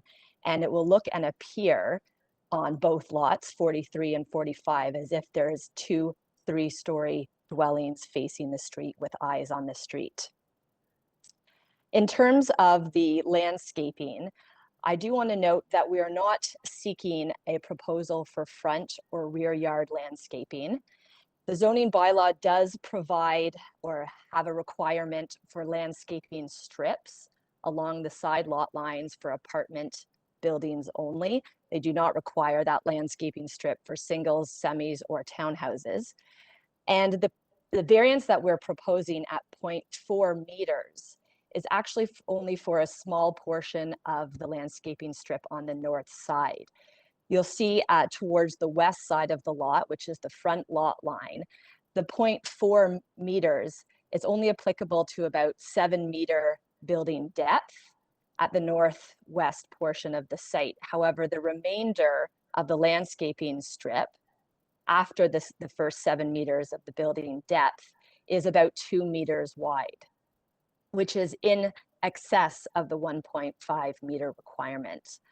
At the south end, that is correct, we are proposing to reduce that landscape strip and provide grass along that side of the lot line. However, the rear yard has ample landscaping strip, and as indicated earlier, there is no rear yard, soft landscaping or hard landscaping, or overall, as the bylaw calls it, requirement for variance back there. Furthermore, we are aware of the trees that are on the lot, and we did redesign and shift some of the building components around in order to keep the trees that are on the property. And that does result in no requirement for a tree removal permit, and that's confirmed through an urban forestry comment before you today. With regards to the comments about significantly pushing the limit with respect to FSI, I do note that what we're seeking at 1.38 FSI is a common density that's experienced in the market. That we did pull previous applications for increases to densities, as well as estimate or had our architect estimate actual densities based on additions and modifications to buildings in the market. In terms of overbuilding the lot, I do note that we do not have a coverage variance for the main building or for the total of the lot. The coverage variance that we are seeking today is for 6.6% for the ancillary building only, whereby the requirement under the bylaw is 5%. So that's just a 1.6% addition, and that's for the ancillary building only. And so it would be my opinion that this is not an over building or an over construction of the consolidated two lots of this application. With respect to the small entrances, I do note that the proposed building is Ontario Disability Association approved and accredited, so we cannot build any or cannot propose or build any building in Toronto that does not meet those standards, and the architect has stamped and affirmed those requirements on the architectural plans.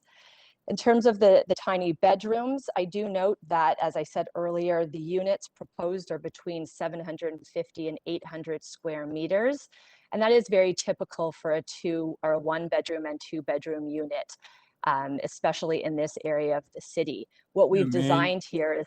Ms. McFarland, you mean 750, 800 square feet, not square meters? Yes, yes, Mr. Chair, very good observation. Apologies on that.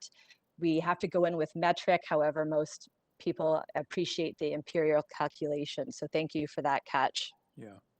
Those would be extremely, extremely large houses if it was in metric. So my only point there was to indicate that that is a very standard size unit, especially for the type of renter and the type of units that we're proposing at this site.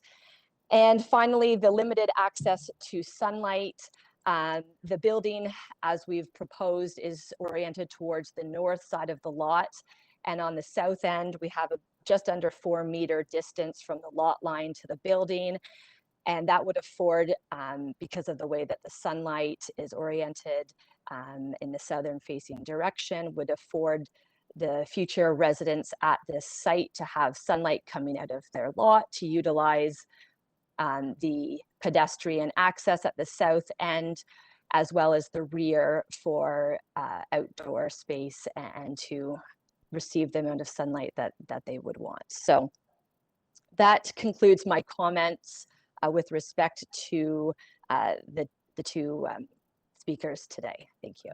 All right, Ms. McFarland, I don't think you've said, I've assumed all along these are market value apartments? They're high affordable, low market rate units, correct. Thank you. Panel, any other questions? All right, thank you. Do we have comments or do we have a motion? Can we start with comments? Yes.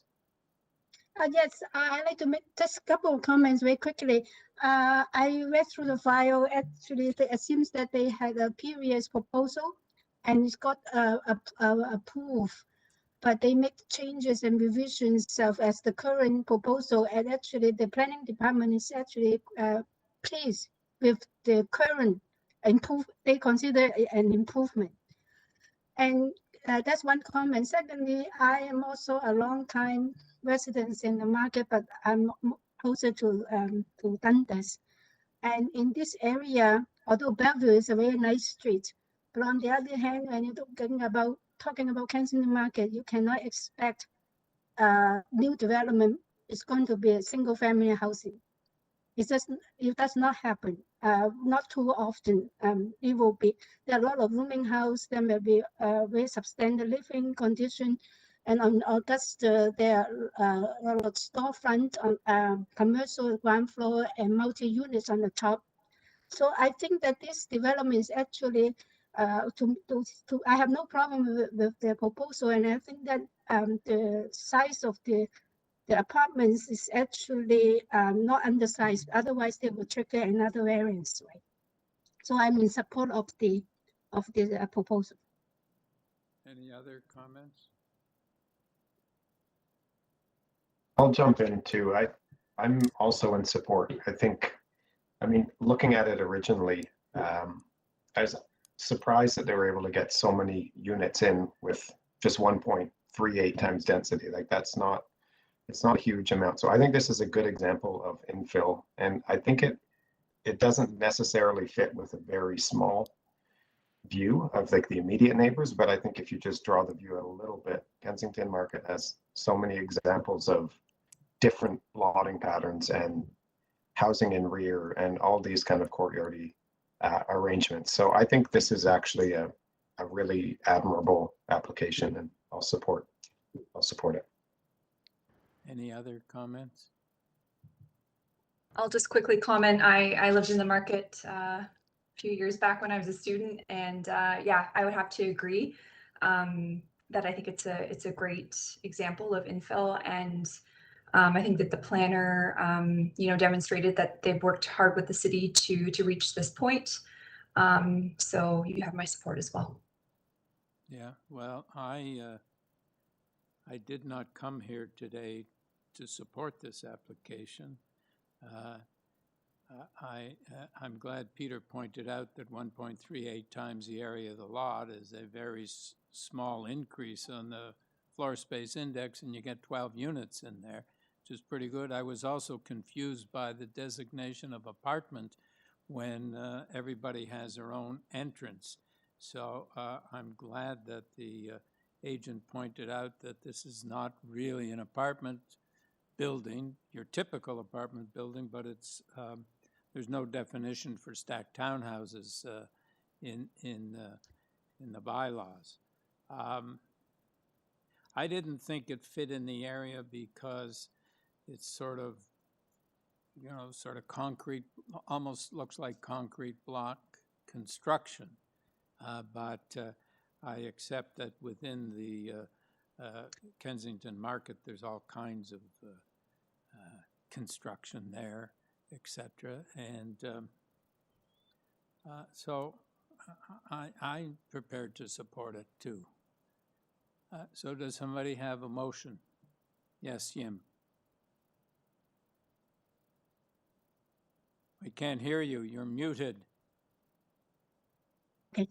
Yeah, I move for approval with the condition that the proposal should tie to the site plan submitted. They don't have the site plans, I think. Okay, do we have a seconder? Yes, Peter. All in favor? Have your approval. Thank you. Thank you, Mr. Chair and committee.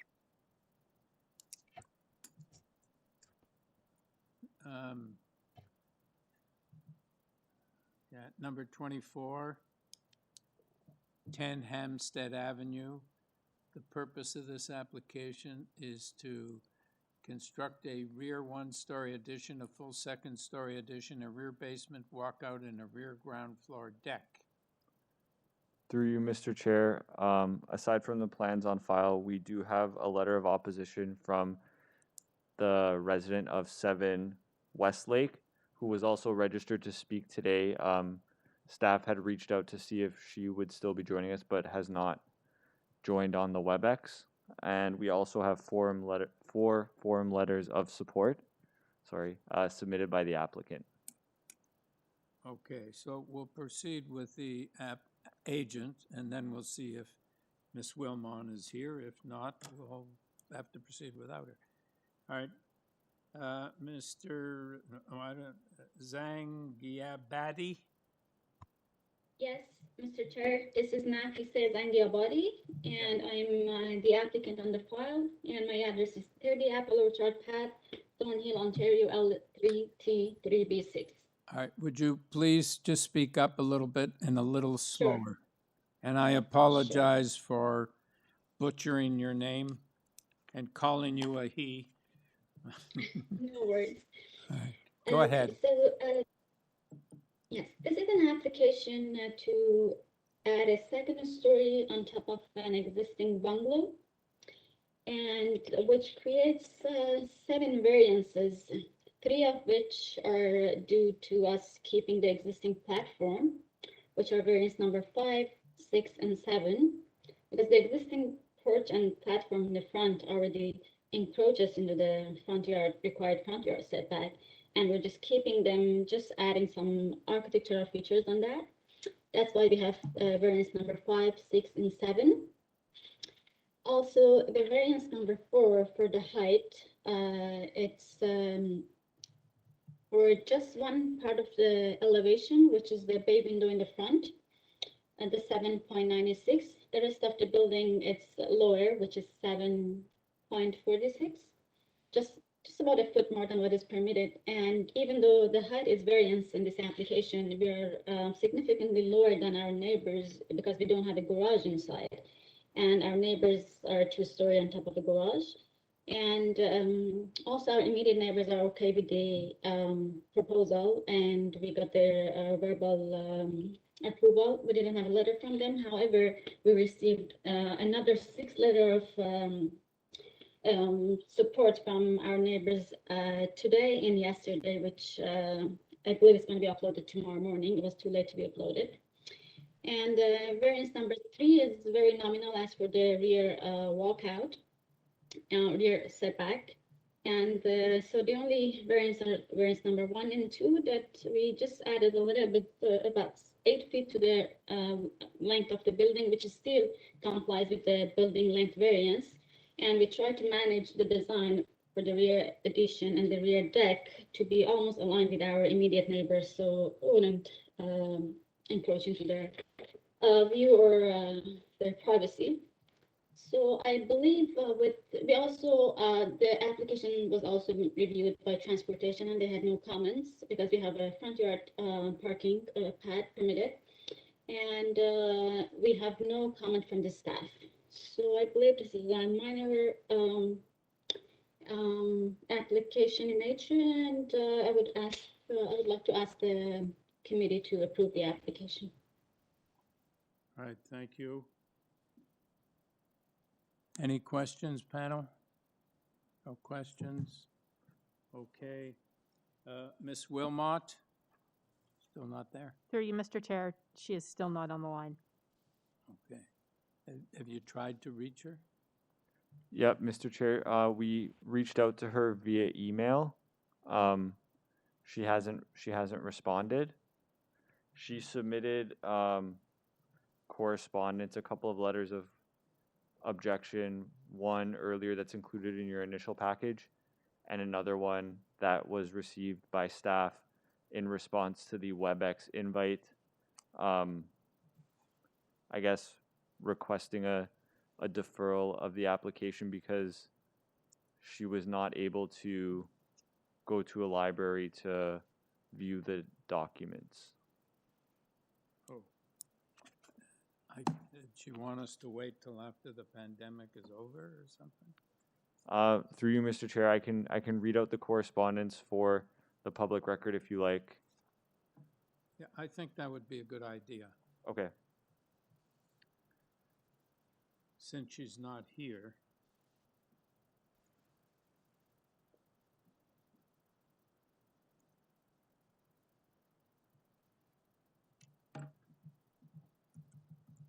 Is this a long one, Adam? Long-ish. Well, maybe you can touch the high point. Okay.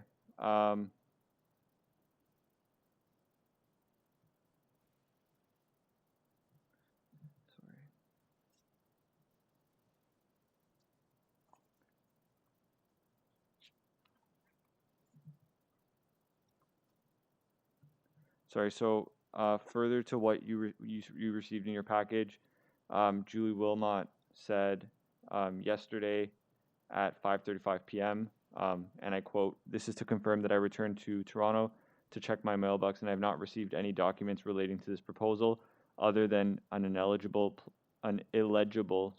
plan sent earlier. Therefore, my right to fair process has been infringed, and I will be asking for an adjournment until the Toronto Public Library's computer rooms open so that I can access the city's website for disclosure, which I would expect to be at least 6 months. Yours truly, Julie Wilmot." Okay, well, we can't accede to unreasonable requests.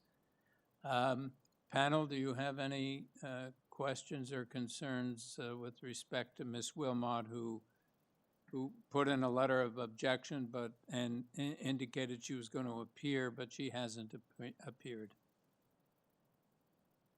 Okay, so we'll proceed then to consider the matter. Any comments, or do we have a motion? I'll bring forward a motion. I think that this house is representative of a lot of other houses on this street, that they're former single stories going up to 2 and often 3 as well. And I think this is done in a pretty restrained way. They're not trying to go excessively deep or high. I think it's a sensitive approach that is having little to no impacts on the neighbors. So I move to approve the application with no conditions. Do we have a seconder? Donald, thank you.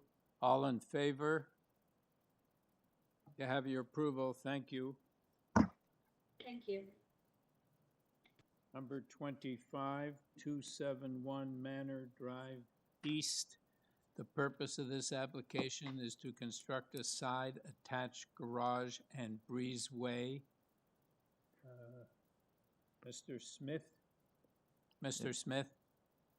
Yes, good afternoon, Mr. Chair, members of committee. My name is David Smith. I'm here representing the homeowners at 271 Glen Manor Drive East. We're actually looking to seek a deferral because we are still in consultation with some of the neighbors. Thank you. All right. Mr. Damaris? Yes, I'm here. Yeah. Mr. Smith is seeking a deferral to consult with neighbors. Are you in favor or against the deferral? I am in favor of the deferral. Okay, thank you, sir. Panel, we have a request for a deferral. Does somebody, do you have any comments, or do you want to, somebody want to make a motion? Yes, Donald? Yes, Mr. Chair, I'll move deferral to enable the applicant and agent to consult with the neighbors. Yeah. Okay, second, Mishi? All right, all in favor of deferral? You have your deferral, sir. Thank you very much. Thank you. Mr. Smith, before I leave you, your client will have to pay the cost of the distribution fees. Recirculation. Yep, understood.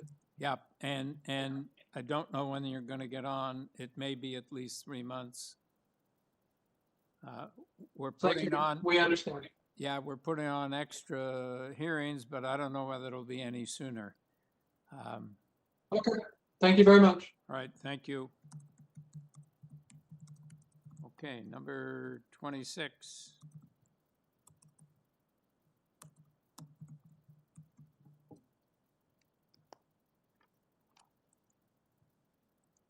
(371) Montrose Avenue, and the purpose of this application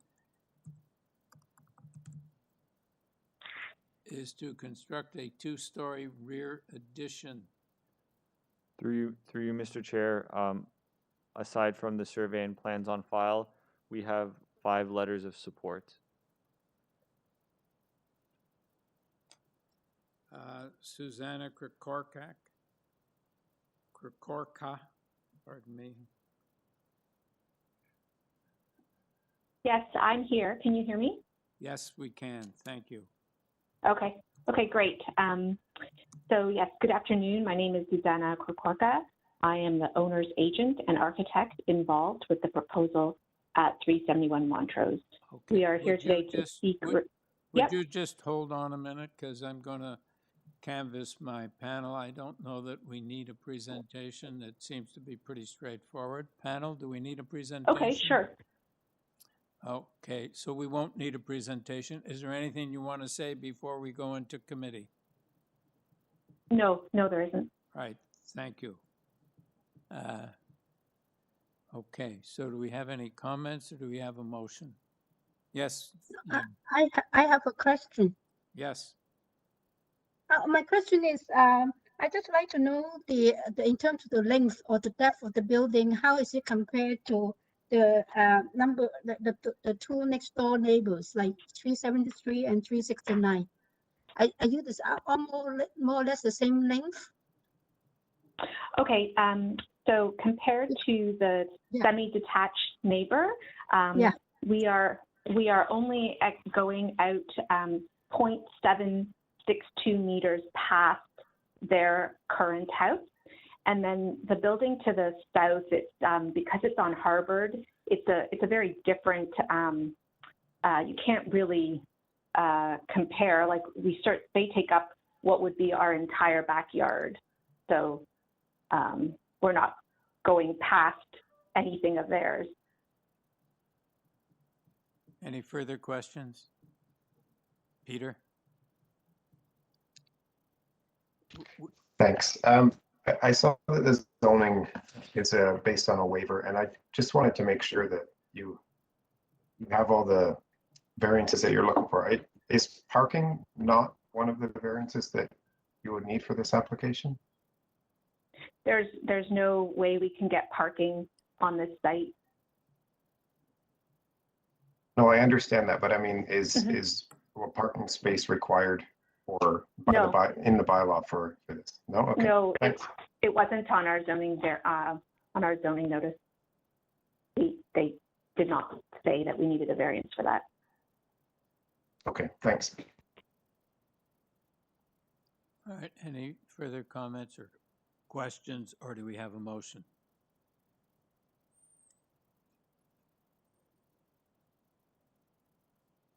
I'm happy to bring a motion. I think that this is a reasonable extension to the back, and particularly with the Harvard fronting building just to the south, it's an appropriate response to that. And I think that the fact that we've heard nothing from the immediate neighbor to the north, that's nothing negative, that's a positive. So I think this application satisfies the tests, and move to approve with no conditions. All right, seconder. Donald? Yeah, I would agree with Peter's comments, and I'm happy to second it. All right, all in favor? You have your approval. Thank you. Thank you very much. All right, number 27, 157 McPherson Avenue. And the purpose of this application is to construct a front porch, a rear ground floor deck, and a rear third-story addition. Adam? Through you, Mr. Chair, aside from the survey and plans on file, we have a covering letter from the applicant, as well as 8 letters of support from the owner's occupants of 36, 43, 122, 125, 155, 159, and 202 McPherson, as well as 134 ROXBOROUGH. Okay. Jamie Cole? Yes, good afternoon, Mr. Chair, and to the committee. I am counsel here on behalf of the owner and its architect partisans. I am from the firm Davies Howe LLP, and my address is 425 Adelaide Street West. I do have a presentation ready in support of the application, but I'm in your hands as to how to proceed. Well, I don't think we're going to need a presentation. It looks reasonably straightforward. Do you have anything you want to say before we go into committee? Well, I guess just very briefly, I can just point out that, the applicant wishes to renovate the existing home to allow for, among other things, a habitable third story, which is permitted as of right, and a new front vestibule, and a small interior landing area at the rear. The majority of changes contemplated by the applicant's proposal are internal to the existing fully detached house and do not impact the existing building envelope or do so within the limits set by the zoning bylaw. And relief for the proposed work is only required under the bylaw for a marginally increased FSI and a reduction in the front yard setback. I'm happy to leave it there unless there are any questions or concerns from the committee. Panel, any questions? All right, thank you, Mr. Cole. Yes, Donald? Yes, sorry, just a question for clarification. I heard your comment about materially not changing the dwelling. I'm just wondering if you could explain where the additional 20 square meters comes from, variance 1. Certainly. So the additional square meters comes from an addition proposed to the rear of the building, and that will essentially fit in with the existing building cube. If I can say it's filling out the missing space at the rear of the building on the third story. In addition, very minor areas are added for a front vestibule and an interior landing area. So those are the only changes. It adds up to about 250 square feet. Thank you. All right. So any comments, or do we have a motion? Yes, Donald? Yeah, Mr. Chair, I'm satisfied the 2 requested variances are minor in nature and meet the other tests under the Planning Act. And I move approval without conditions. All right. Do we have a seconder? Yes, Michi. Good. All in favor? Have your approval, sir. Thank you very much. Thank you very much. Stay safe. Number 28, 133 OAKCREST Avenue. Yes, hello. I'm Yeah, Christopher Ruman. Just a minute, please. And the purpose of this application is to construct a new front porch. Adam? Yep, through you, Mr. Chair. On file, we have the survey and plans, as well as a cover letter submitted by the applicant, an email chain of correspondence between the applicant and city staff. We have a report from community planning and 2 letters of support from 131 and 135 OAKCREST. Okay, thank you. Mr. Rummam? Good afternoon, Mr. Chair and committee. My wife and I have been living here for 17 years and are now retired, and we're dealing with life's issues, and our request is for this small covered porch. Sir, I'm just going to consult Yes. with my panel. I don't think we need a submission. It's a very Thank you. straightforward application. Panel, any questions, or do you need a presentation? Peter? Just one question of the applicant. Planning has put a recommended condition that the porch won't be constructed according to plans and 1 story, and just wanted to make sure that you were fine with that. Yes, we are fine with that. Thank you. Okay, thank you. All right, thank you. Yim? Oh, I'm ready to move a motion for approval. Okay, make a motion. I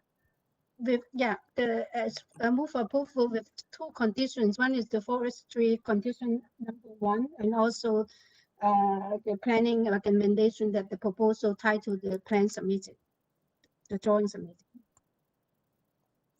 Right. Yes. Seconder? Sorry. Peter? All in favor? Have your approval, sir. Thank you. Thank you. Much appreciated. Number 29, 119 Gothic Avenue. The purpose of this application is to construct a west side second story addition. Adam? On file, we have a copy of the survey and plans, as well as a report from community planning with 2 conditions should the committee choose to approve the application. Mr. Reeve? Yep. Can you hear me? Yes. We Okay. can hear you. All right. Okay, I'm the applicant and the owner.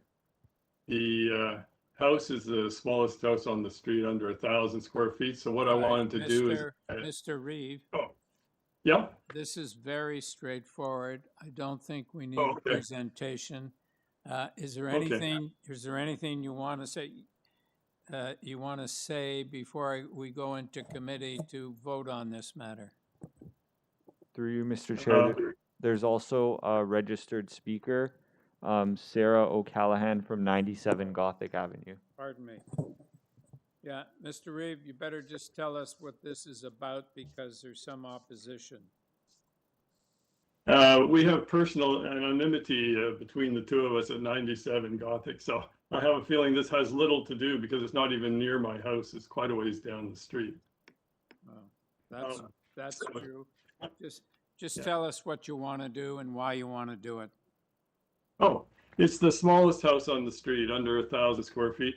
It's 2-bedroom. I wanted to add a 3rd bedroom. I didn't want to lose the driveway, so it comes off the 2nd story landing. It'll be over the driveway. There'll be no change in the landscape because it'll have 2 posts supporting it. I don't know what else to say. I think that's it. Okay. Panel, any questions? Yes, Donald?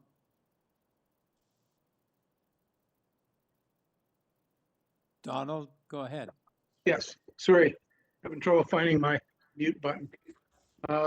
Sir, could you confirm or deny that your existing front yard is 0.08 meters from the front lot line? Yes. The curvature of the street. In fact, the house beside me, the other half of the semi, is, I think, their corner is like about 1 foot from the lot line. So yes, we're very close to the lot line. Both houses of this semi at the corner, you can see it. Okay, good.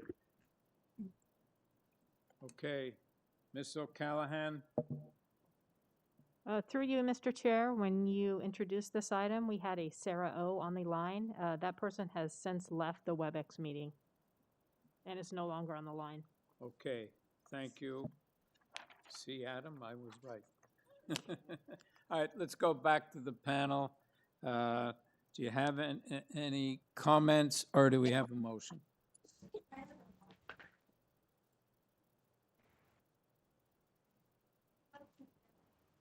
I'll bring a motion. I think this is a very restrained application. The room itself is quite small that is being added on, and I think it's a smart way to get an additional bedroom on a constrained site. So I move to approve subject to the conditions in the May 3rd planning letter. Right, second. Yes, Michi. All in favor? Have your approval, sir. Thank you very much. Thank you. Okay, right, we have to, okay, can we take a, what time is it? Oh, so we're it's the next things are 3, so we're past 3. Yeah. Okay, we're going to take 15 minutes.